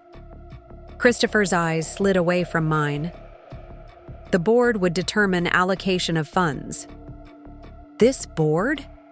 I gestured to the people around the table, Henry and the 3 members known to be in Natalie's pocket.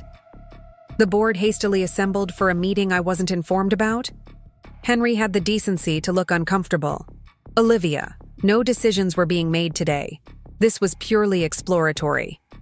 Exploratory discussions that happened to violate multiple provisions of our agreement. I stood, gathering my things. This meeting is adjourned. Any further discussions about selling divisions must include all relevant department heads, the full board and both owners, with proper notice as outlined in our bylaws. You can't just... Christopher began, but Natalie placed a warning hand on his arm. Of course, she said smoothly. As Henry mentioned, this was merely preliminary. We'll reconvene properly if the proposal seems worth pursuing. As the room cleared, Thomas lingered, transferring files from Christopher's tablet to his own device. Got it all, he murmured as we left together, including previous drafts of the proposal dating back 3 weeks. 3 weeks, I repeated. And I'm just hearing about it now. There's more, Thomas added when we reached my office. The proposal includes provisions for Blackwell to acquire other divisions in phases. Lifestyle content next, then digital. Media. The only thing they're not interested in is the print magazine division. The least profitable part of our business, I noted. They're trying to dismantle Bennett Media Group piece by piece. With Natalie's cooperation. Thomas's expression was grim. Why would she agree to this? Under our current structure, she has significant control, prestige, income. Selling to Blackwell would diminish all of that. I considered the question carefully. Nothing about Natalie's behavior suggested she would willingly relinquish power or prestige. She'd gone to extraordinary lengths to secure control of the company, manipulating our father, orchestrating a fraudulent will, risking criminal charges. Why would she now participate in dismantling what she'd fought so hard to acquire? Unless she's getting something we don't know about, I said finally. Something worth the sacrifice. I called Diana Rodriguez immediately, explaining the situation and my suspicions. I'll look into it, she promised. Christopher's been keeping a low profile since your confrontation, but he still has connections in the investment world. If he's brokering a deal with Blackwell, there may be a paper trail. Next, I contacted Marcus, whose financial expertise had proven invaluable during the will contest. Can you analyze this Blackwell proposal? I need to understand what they're really after, and what Natalie might be getting that isn't obvious in the formal offer. On it, he agreed. I know some people at Blackwell. I'll see what I can find out discreetly. By late afternoon, I was meeting with Bennett Media Group's legal counsel, not Walter Griffin, whose firm we'd dismissed after the will debacle, but Megan Chen, a sharp-minded attorney who'd been recommended by Marcus. At 40, with an impressive record of corporate litigation victories, she had the confidence and expertise we needed. They're definitely violating the settlement agreement, she confirmed after reviewing the evidence Thomas had collected. The question is, why risk it? Natalie must know you'd find out eventually. That's what worries me, I admitted. Natalie doesn't make tactical errors. If she's moving openly like this, she either believes I can't stop her, or this is a distraction from something else. As if on cue, my phone rang. Diana, calling with new information. You need to see this, she said without preamble. Can you meet me at Quantum Metrics in 30 minutes? Marcus's office was already set up for a presentation when I arrived, with Diana and Zoe Mendez waiting. The tension in the room was palpable. "What did you find?" I asked, taking a seat at the conference table. Diana pushed a folder toward me. "Christopher's been meeting with executives from Blackwell Media for months, long before your confrontation with Natalie over the will." I opened the folder to find surveillance photos, date-stamped meeting notes, even transcripts of recorded conversations. "How did you get all this?" "Some of it was in your mother's files. She'd apparently had suspicions about Christopher's connections to Blackwell for years. The rest I gathered through my own investigation." Diana's expression was grim. "But that's not the concerning part." She pointed to a particular photograph, Christopher shaking hands with someone outside. "An upscale restaurant. Recognize him?" I squinted at the image. "No, should I?" "That's Martin Reynolds, CEO of Riverside Capital Partners." Diana pulled up another image on her tablet. "And this is from last week, Natalie meeting with the same man." Marcus leaned forward.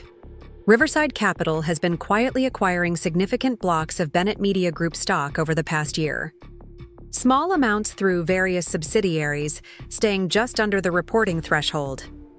The implications took a moment to register. "They're trying to gain enough ownership stake to force a sale to Blackwell." "It gets worse," Zoe interjected, turning her laptop toward me. "I've been analyzing the financial structure of the Blackwell offer. The $15 million for the investigative division? It's not going to Bennett Media Group's accounts. It's structured as a consulting fee to a holding company registered in the Cayman Islands." "Let me guess," I said, a cold feeling settling in my stomach. "A holding company controlled by Natalie and Christopher." Zoe nodded. "Established 3 years ago, right around the time they began embezzling from Bennett Media Group. The embezzlement was just the beginning, a test run perhaps. This is the real play. They're selling pieces of the company and pocketing the proceeds directly," Marcus summarized. "The agreement you reached only prevents them from embezzling through internal channels. They've found an external workaround." I sat back, processing this information. The settlement agreement specified that any sale of company assets requires approval from both owners and the board. How could they possibly circumvent that? "That's where Riverside Capital comes in," Diana explained.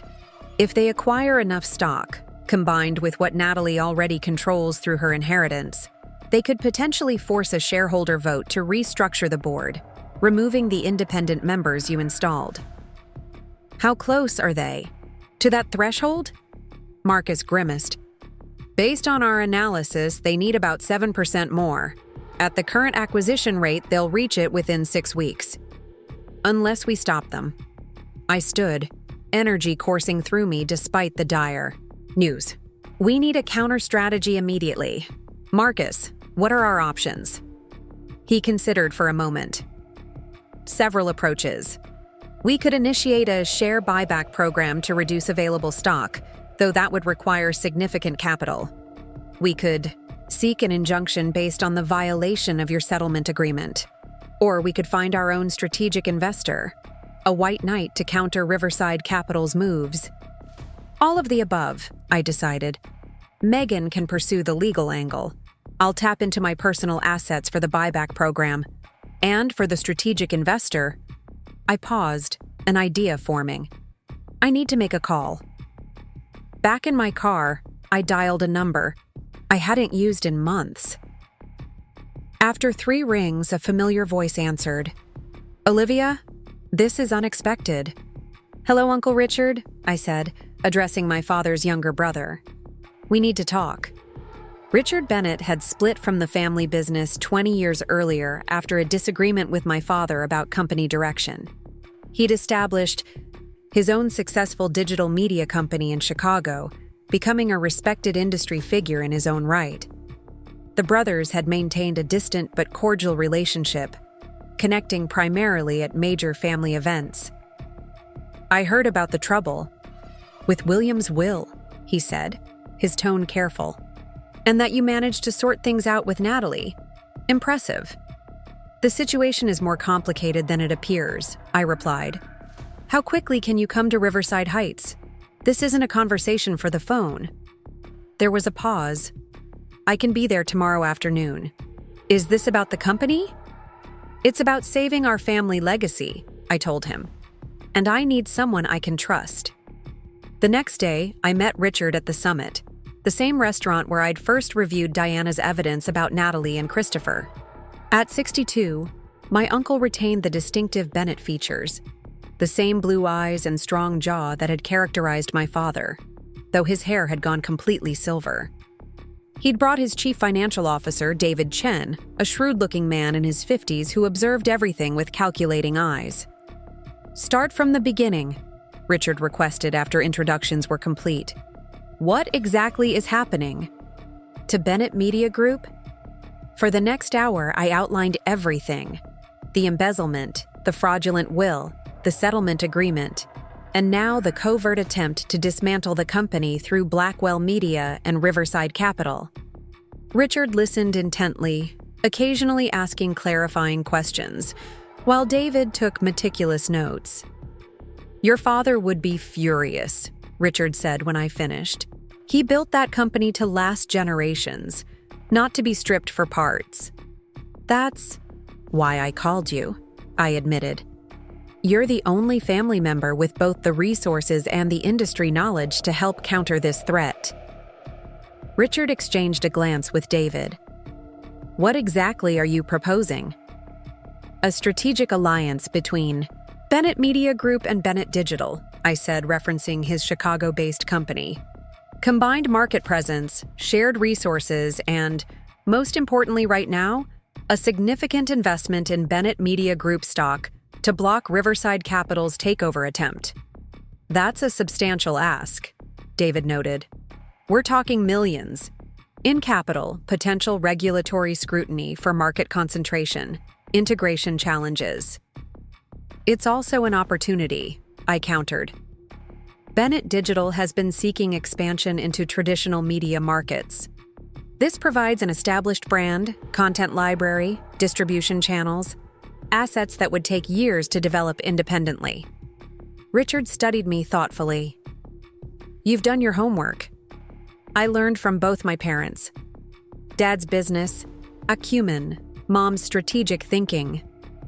And what does Natalie think of this proposal? Richard asked shrewdly. She doesn't know about it yet. Given her involvement with Riverside Capital, I needed to secure potential backing before approaching her. Richard nodded slowly. Smart.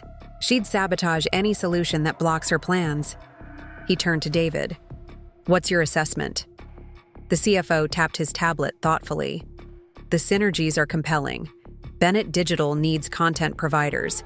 Bennett Media Group needs enhanced digital distribution. From a purely business perspective, it's worth exploring. He looked at me. But the family dynamics complicate things considerably. Family dynamics created this problem, I acknowledged. Only family can truly solve it. Someone who values the Bennett legacy beyond immediate financial gain. Richard's expression softened slightly. You sound like William when he was younger, before success made him rigid, unwilling to embrace change. I felt a pang at the comparison. Despite his flaws, I'd loved my father deeply. He made mistakes, but he built something worth preserving. After another moment of consideration, Richard nodded decisively. Here's what we'll do. David will work with your financial team to structure a stock purchase, enough to block Riverside Capital's play. Meanwhile, we'll develop an integration proposal that preserves Bennett Media Group's core divisions while enhancing digital capabilities. Relief washed through me. Thank you. Don't thank me yet, Richard cautioned.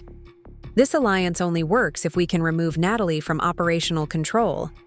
Her actions demonstrate she can't be trusted with the company's future. The evidence we've gathered, combined with these new violations of our settlement agreement, should be sufficient for legal action, I assured him. Megan believes we can force a buyout of Natalie's ownership stake based on her breach of fiduciary duty. It won't be clean, Richard warned. "She'll fight viciously." "I'm counting on it," I said grimly. "But this time, I'll be prepared." The EE meeting concluded with a framework for moving forward: financial analysis, legal strategy, communication plans. As Richard and David departed for their hotel, my uncle paused at the door. "Your mother would be proud," he said quietly. Catherine always saw through Natalie's manipulations. It's why they clashed so often in those final years. The mention of their conflict surprised me. Mom and Natalie clashed? I never witnessed that. Richard's smile held a touch of sadness. Catherine protected you from it. She and William argued about Natalie's increasingly troubling behavior, but he couldn't see past his hope that she would change. Your mother was more clear-eyed. The revelation added another dimension to my understanding of our family dynamics.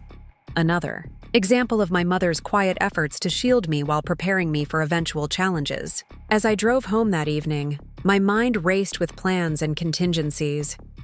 The alliance with Richard could block the immediate threat from Riverside Capital, but Natalie wouldn't surrender easily. She'd proven herself capable of extraordinary deception and manipulation. Whatever came next would test my resolve even further. My phone rang through the car's speaker system, Marcus calling with urgent news. "Olivia, something's happening at Bennett Media Group. Security just reported that servers in the financial department were accessed after hours.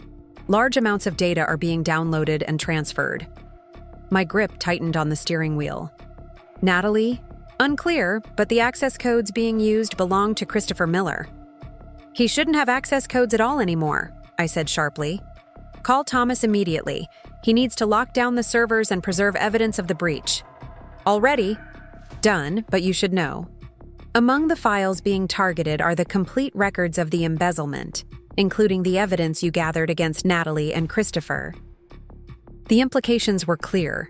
They were attempting to destroy evidence that could be used against them in future legal proceedings. I'm on my way to the office, I decided, making a sharp U-turn at the next intersection. "Contact Diana and Megan.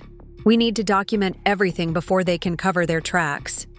"There's something else," Marcus added, his voice tight with concern. "Natalie called an emergency board meeting for tomorrow morning. The only agenda item is leadership restructuring." She's making her move, I realized. She must know about Richard's involvement somehow. She's accelerating her timeline. What's the plan? I took a deep breath, forcing myself to think clearly despite the adrenaline coursing through me. "We need to secure the company records tonight. Have Megan prepare injunction paperwork immediately and call Richard. Tell him we're moving up. Our timetable. We need to announce our strategic alliance before tomorrow's board meeting." As I raced toward Bennett Media Group headquarters, the pieces of this complex game shifted in my mind. Natalie had underestimated me once before, thinking I would passively accept her theft of my inheritance. She was making the same mistake again, assuming I wouldn't fight for the company our father had built. Whatever evidence they were trying to destroy, whatever schemes they had planned for tomorrow's board meeting, they were about to discover something essential about me. Something our mother had recognized and nurtured all along. When protecting what mattered, I was every bit as formidable as any Bennett before me. The neon sign of Bennett Media Group glowed in the evening darkness ahead, a beacon guiding me toward the next critical confrontation. This time, I wouldn't just be fighting for my inheritance, but for the very soul of our family legacy. The Bennett Media Group headquarters buzzed with unusual activity when I arrived. Security personnel checking IDs with extra scrutiny, IT staff hurrying between departments, and a palpable tension hanging in the air. Thomas met me at the elevator, his normally calm demeanor replaced by focused urgency. "We've locked down the servers," he reported as we strode toward the executive floor.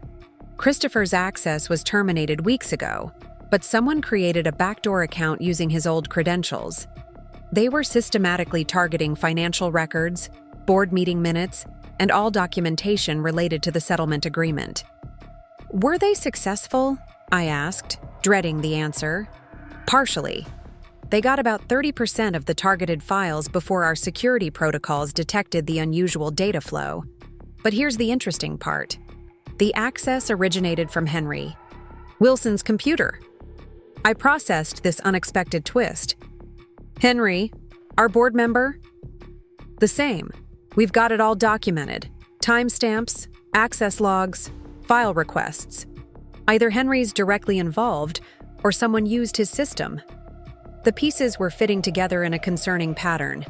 Henry's son worked for Christopher's investment firm, a connection I'd initially dismissed as peripheral. Now it seemed more significant. "Where's Henry now?" I asked. "He left the building about 20 minutes before the security alert triggered. He's not answering calls." We reached the IT department's crisis room, where Megan had already arrived with her legal team. Multiple screens displayed security logs, server activity, and building access records. "We have enough for an emergency injunction," Megan confirmed, looking up from her laptop. "The data breach, combined with the unauthorized board meeting," Natalie called, "constitutes clear violations of your agreement." "Will it stop tomorrow's meeting?" I asked. "If we get the right judge, yes. I've already prepared the paperwork. We can file first thing in the morning." I shook my head. By then, it might be too late. Natalie's planning something for that meeting, something that could undermine our entire position. We need to get ahead of this. Marcus entered the room, bringing news that confirmed my suspicions. Riverside Capital just purchased another 2% of Bennett Media Group stock, a block that belonged to Henry Wilson's family trust. They're accelerating their acquisition timeline. They know we're onto them, I concluded. Henry must have tipped them off when he realized the security breach was detected.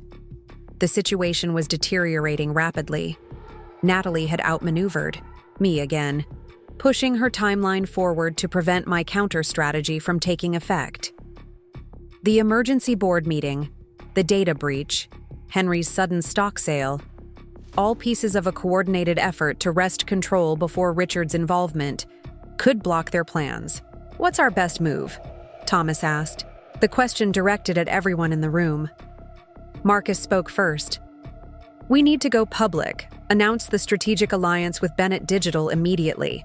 Once it's in the open, it becomes much harder for them to force through any major changes. That risks spooking the market," Megan cautioned. "Without proper preparation, shareholders might panic, creating volatility that Riverside Capital could exploit." I weighed the options, channeling my mother's strategic thinking. "We need to confront Natalie directly," I decided. "Tonight, before she can solidify her position or destroy more evidence." "Is that wise?" Thomas asked. "Given what we know about her tactics." "It's not about wisdom, it's about timing," I countered. "Right now, we have leverage. Proof of the data breach, Henry's involvement, the patterns of stock acquisition by Riverside Capital. If we wait until morning, they'll have covered their tracks and prepared counterarguments." I turned to Megan. "Prepare legal documentation for an emergency restraining order against any board actions. Have it ready to file the moment we need it." To Marcus, "Contact Richard. Tell him we need to announce our alliance through official channels within the hour. Issue a press release about Bennett Digital's strategic investment in Bennett Media Group." Finally, to Diana, who had just arrived. "We need to locate Natalie now." Diana nodded, already pulling out her phone. "My sources say she's at the Carlton, in a private dining room. Christopher's with her, along with Martin Reynolds from Riverside Capital and 2 Blackwell Media executives. The perfect setting for a confrontation," I murmured. "A public place where they can't create a scene, but private enough for an honest conversation." Within 30 minutes, our counteroffensive was in motion. Richard's team had prepared a press release announcing Bennett Digital's significant investment in Bennett Media Group, describing a family alliance to strengthen digital capabilities and expand market reach. Marcus had it ready to distribute to major financial news outlets on my signal. Thomas had assembled comprehensive documentation of the data breach, including irrefutable evidence of Henry's involvement. Megan had prepared emergency legal filings, ready to submit electronically the moment they became necessary. As Diana drove me to the Carlton, one of Riverside Heights' most exclusive restaurants, I reflected on the journey that had brought me to this moment. 6 months ago, I'd been devastated by the dual betrayals of my sister and fiancé, then blindsided by my father's death and the theft of my inheritance. Now I was fighting not just for my own future, but for the legacy our family had built over 3 generations.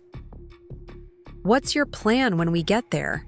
Diana asked, turning onto the elegant tree-lined avenue where the Carlton stood illuminated against the night sky. "The truth," I replied simply, "with witnesses." The maitre d' recognized me immediately. The Bennett name still carried weight in Riverside Heights, and led us toward the private dining room without question. As we approached, I could hear the murmur of voices engaged in serious discussion. Diana touched my arm, a gesture of support before she positioned herself discreetly near the entrance. I straightened my shoulders, channeling every lesson in confidence my mother had ever taught me, and opened the door without knocking. 5 faces turned toward me in varying expressions of shock and dismay. Natalie recovered first, her features smoothing into a practiced smile that didn't reach her eyes. "Olivia, what an unexpected surprise." "Is it?" I asked, stepping into the room. I thought perhaps my invitation was lost, given how relevant this meeting is to the future of Bennett Media Group. Martin Reynolds, the Riverside Capital CEO whose photographs Diana had shown me, looked uncomfortable but maintained his professional demeanor. "Ms. Bennett, we were just discussing potential strategic opportunities." "Yes, I'm familiar with your strategic opportunities, Mr. Reynolds, particularly your systematic acquisition of Bennett Media Group stock through various subsidiaries." I placed a folder on the table. "Including the shares you purchased from Henry Wilson's family trust approximately 90 minutes ago." Christopher shifted nervously, glancing toward the door where Diana stood. "This is a private dinner, Olivia. You have no right to barge in with accusations. Actually, as co-owner of Bennett Media Group, I have every right to question arrangements being made about the company's future." I turned to the 2 Blackwell executives, a severe-looking woman in her 50s and a younger man with calculating eyes, especially when those arrangements involve selling company divisions to competitors through shell companies that funnel payments to private Cayman Islands accounts. The woman, whose nameplate identified her as Victoria Hargrove, Blackwell's acquisition director, narrowed her eyes. "Mr. Miller assured us all negotiations were authorized by appropriate corporate governance." "Then Mr. Miller lied to you," I stated plainly, "which seems to be a pattern in his dealings." Natalie stood abruptly. "That's enough. Whatever you think you know." "I know everything, Natalie," I interrupted calmly. "The data breach at Bennett Media Group tonight, Henry Wilson's involvement, the shell companies, the kickback structure of the proposed Blackwell acquisition, the planned board restructuring scheduled for tomorrow morning." I paused, letting my words sink in. Did I miss anything important? Christopher's face had gone ashen.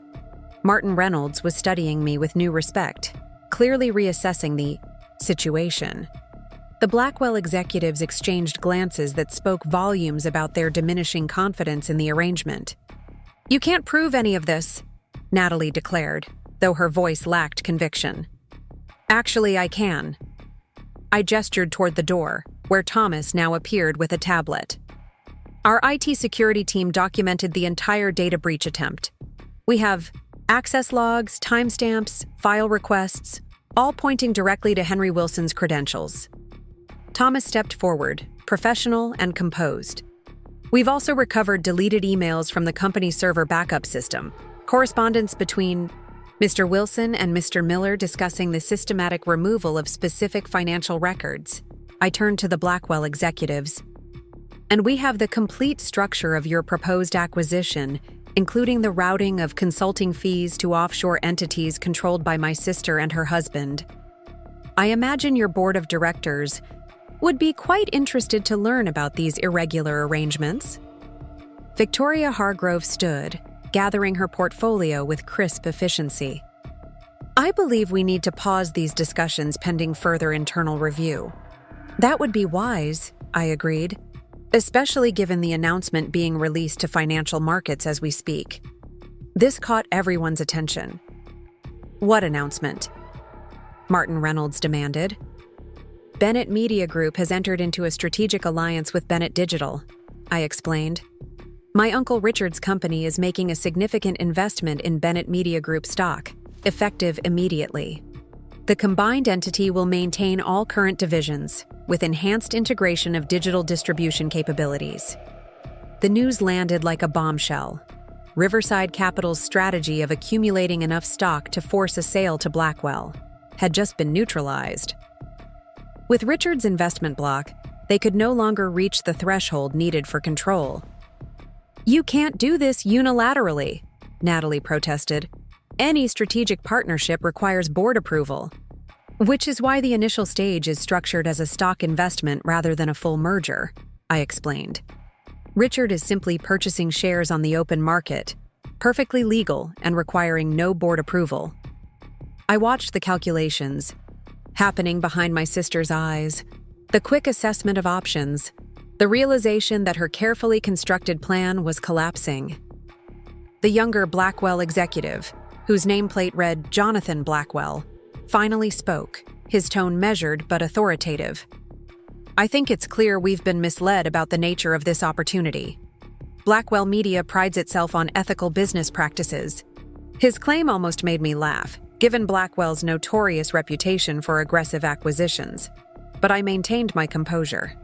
He continued, "We'll be conducting a thorough review of all communications and representations made during these negotiations." Jonathan rose, buttoning his suit jacket with practiced ease. "Ms. Bennett, I'd be interested in discussing legitimate partnership opportunities with Bennett Media Group at some point.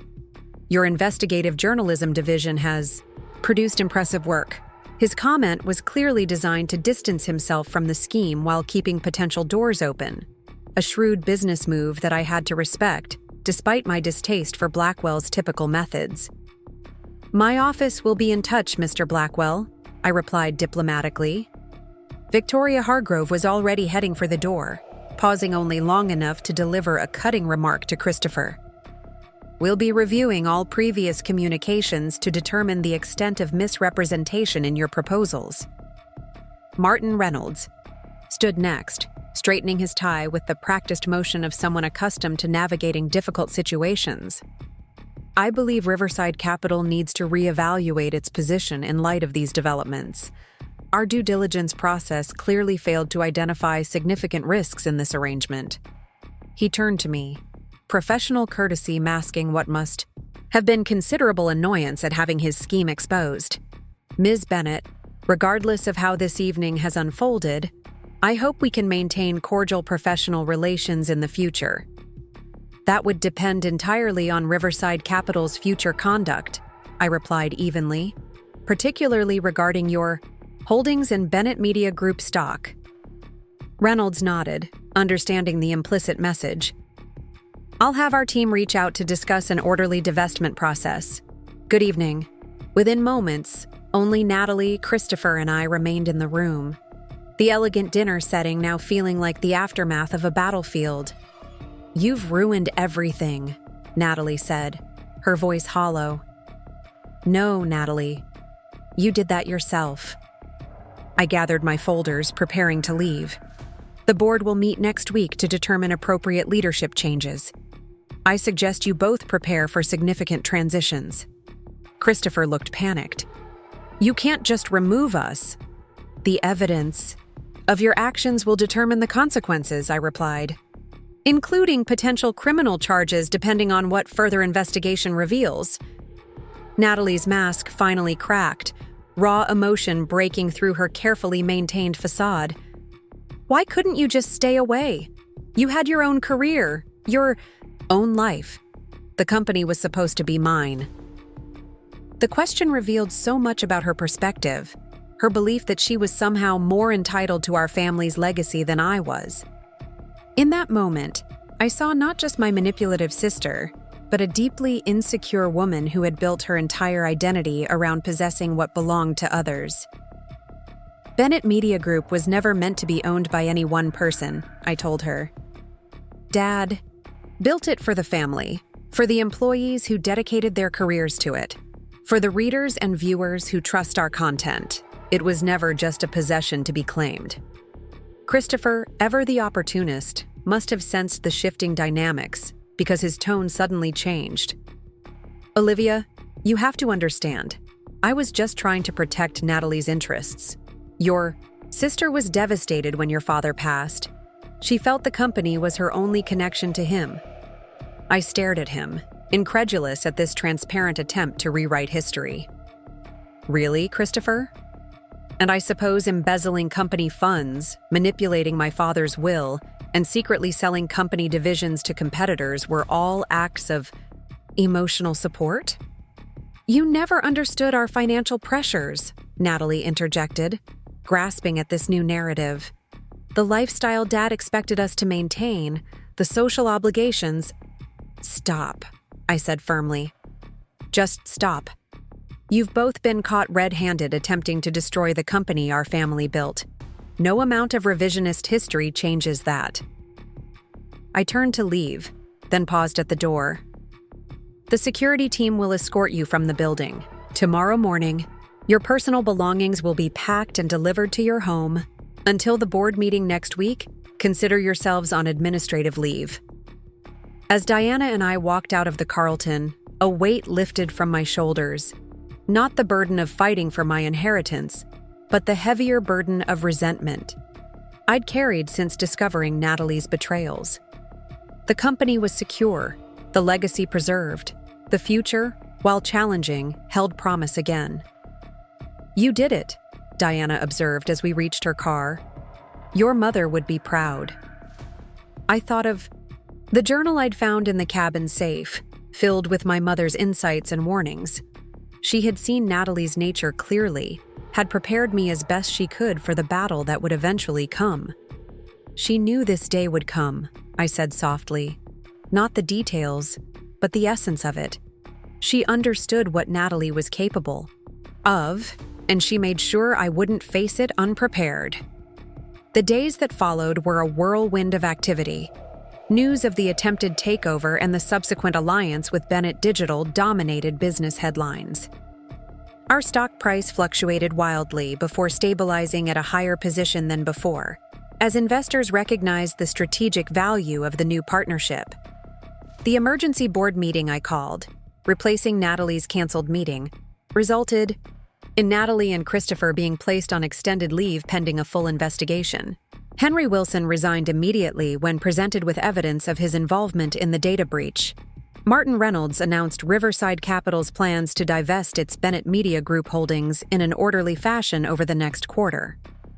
Throughout it all, I worked closely with Richard and his team, discovering a genuine connection with the uncle I'd barely known.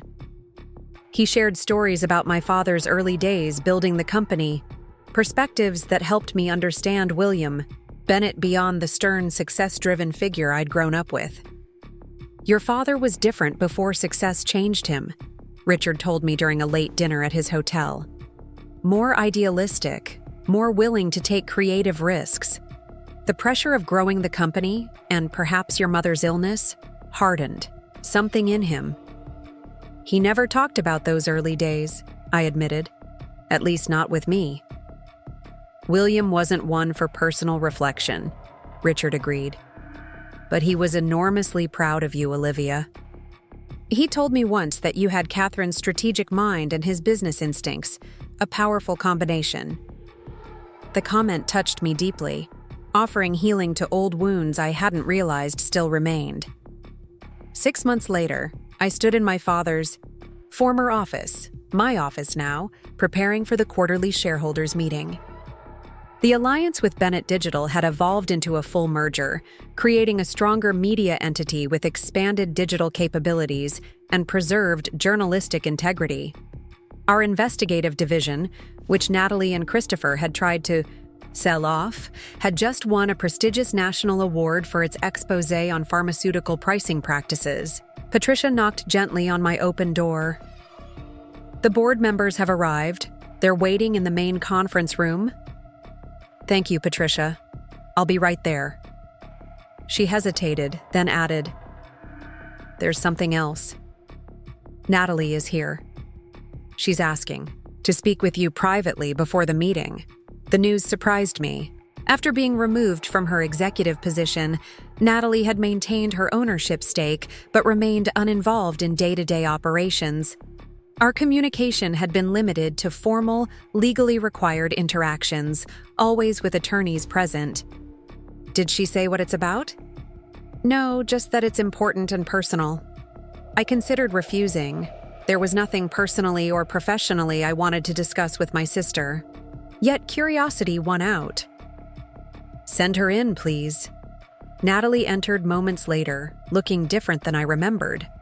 The sharp designer clothing and perfect styling remained, but something had shifted in her demeanor. The calculated confidence replaced by a more subdued presence. "Thank you for seeing me," she began, remaining standing when I didn't invite her to sit. "I know you have no reason to trust anything I say." "That's accurate," I agreed, keeping my tone neutral. "Why are you here, Natalie?" She took a deep breath. "I'm selling my shares in Bennett Media Group." The statement caught me off guard. Despite everything, Natalie had clung to her ownership stake, even when it was clear she would never regain operational control. "To whom?" "That's why I'm here," she said. "I wanted to offer you the right of first refusal before approaching other potential buyers." I studied her carefully, looking for the trap or manipulation behind this unexpected move. "Why now?" "Christopher and I are divorcing," she said plainly. The investigation into his financial dealings revealed more than even I knew, including affairs with at least 3 different women. I wasn't entirely surprised. Christopher had always struck me as opportunistic in all aspects of life, but I maintained my guard. Natalie had used personal circumstances to manipulate sympathy before. "I'm sorry to hear that," I said carefully, "but it doesn't explain why you're selling your shares." "I'm leaving Riverside Heights," she continued, "starting over somewhere else, and I need a clean break. From Christopher, from the company, from everything that reminds me of how spectacularly I've ruined my life." The raw honesty in her voice seemed genuine, but experience had taught me to be cautious. "You understand that I'd need our financial team to determine fair market value, and the transaction would require board approval." "Of course."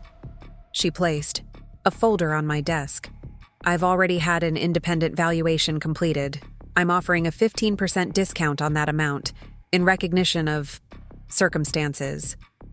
I glanced at the folder but didn't open it. "I'll have Marcus review it." Natalie nodded, then hesitated. "There's something else." I found some of Mom's old letters while clearing out my personal storage, things she wrote to Dad about both of us. She removed an envelope from her handbag and placed it beside the folder. "You should have these. They explain some things about our family that I never understood until recently." My curiosity was piqued, but I maintained my professional demeanor. "Is there anything else?" "Just one thing." Natalie met my eyes directly for the first time. "I know an apology is meaningless after everything I've done, but for whatever it's worth, I am sorry. Not just for the company and the will, but for Ethan, for the ways I undermined you with Dad, for all of it." I remained silent, unwilling to offer easy absolution for years of deliberate harm. "Anyway," she continued after a moment, "that's all I wanted to say. Your attorneys can contact mine about the shares." She turned to leave, pausing at the door. "You were right, you know, about what Mom saw in us. She knew exactly who we both were, long before we did." After she left, I sat quietly for several minutes, processing the unexpected interaction. Then I picked up the envelope and carefully opened it, unfolding yellowed pages covered in my mother's elegant script. "My dearest William," the first letter began. "I worry about the growing distance between our daughters. Natalie's jealousy of Olivia continues to manifest in concerning ways. While I've tried to address it through family therapy, I fear we're dealing with something more fundamental in her character." I read through several letters, each documenting my mother's observations and concerns over the years. Her insights were piercing, her predictions about Natalie's behavior unnervingly accurate. But what struck me most was the compassion with which she wrote, even while recognizing the destructive patterns. The final letter, dated just weeks before her death, contained a passage that brought tears to my eyes. "I've done what I can to prepare Olivia for the challenges that will come when I'm gone. She has the strength to overcome them, though she doesn't yet realize it. As for Natalie, I've tried to reach the wounded core beneath her ambition and jealousy, but some wounds resist healing until the person is ready to acknowledge them. Perhaps someday she'll find that readiness. Until then, I can only hope that the safeguards I've put in place will protect what matters most. Not just the company or the family assets, but the integrity and values we've tried to instill in our daughters." I carefully refolded the letters, understanding my mother more deeply than ever before. She had seen all of this coming, the conflict, the betrayal, even the possibility of eventual recognition on Natalie's part. Patricia knocked again, reminding me of the waiting board meeting. I gathered my materials, including Natalie's share offer and my mother's letters, and headed toward the conference room. As I walked the familiar corridor lined with framed magazine covers spanning Bennett Media Group's history, I felt a profound sense of alignment. The journey that had begun with betrayal and loss had led, through difficulty and struggle, to a place of strength and clarity. The company was thriving under the merged structure. The values my father had established and my mother had protected were being honored.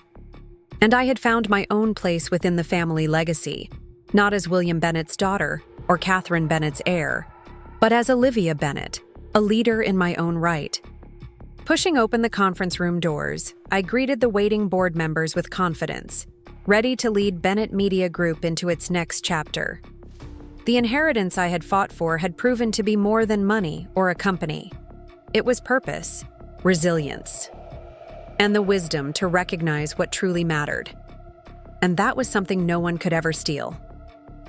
Up next, you've got 2 more standout stories right on your screen. If this one hit the mark, you won't want to pass these up. Just click and check them out.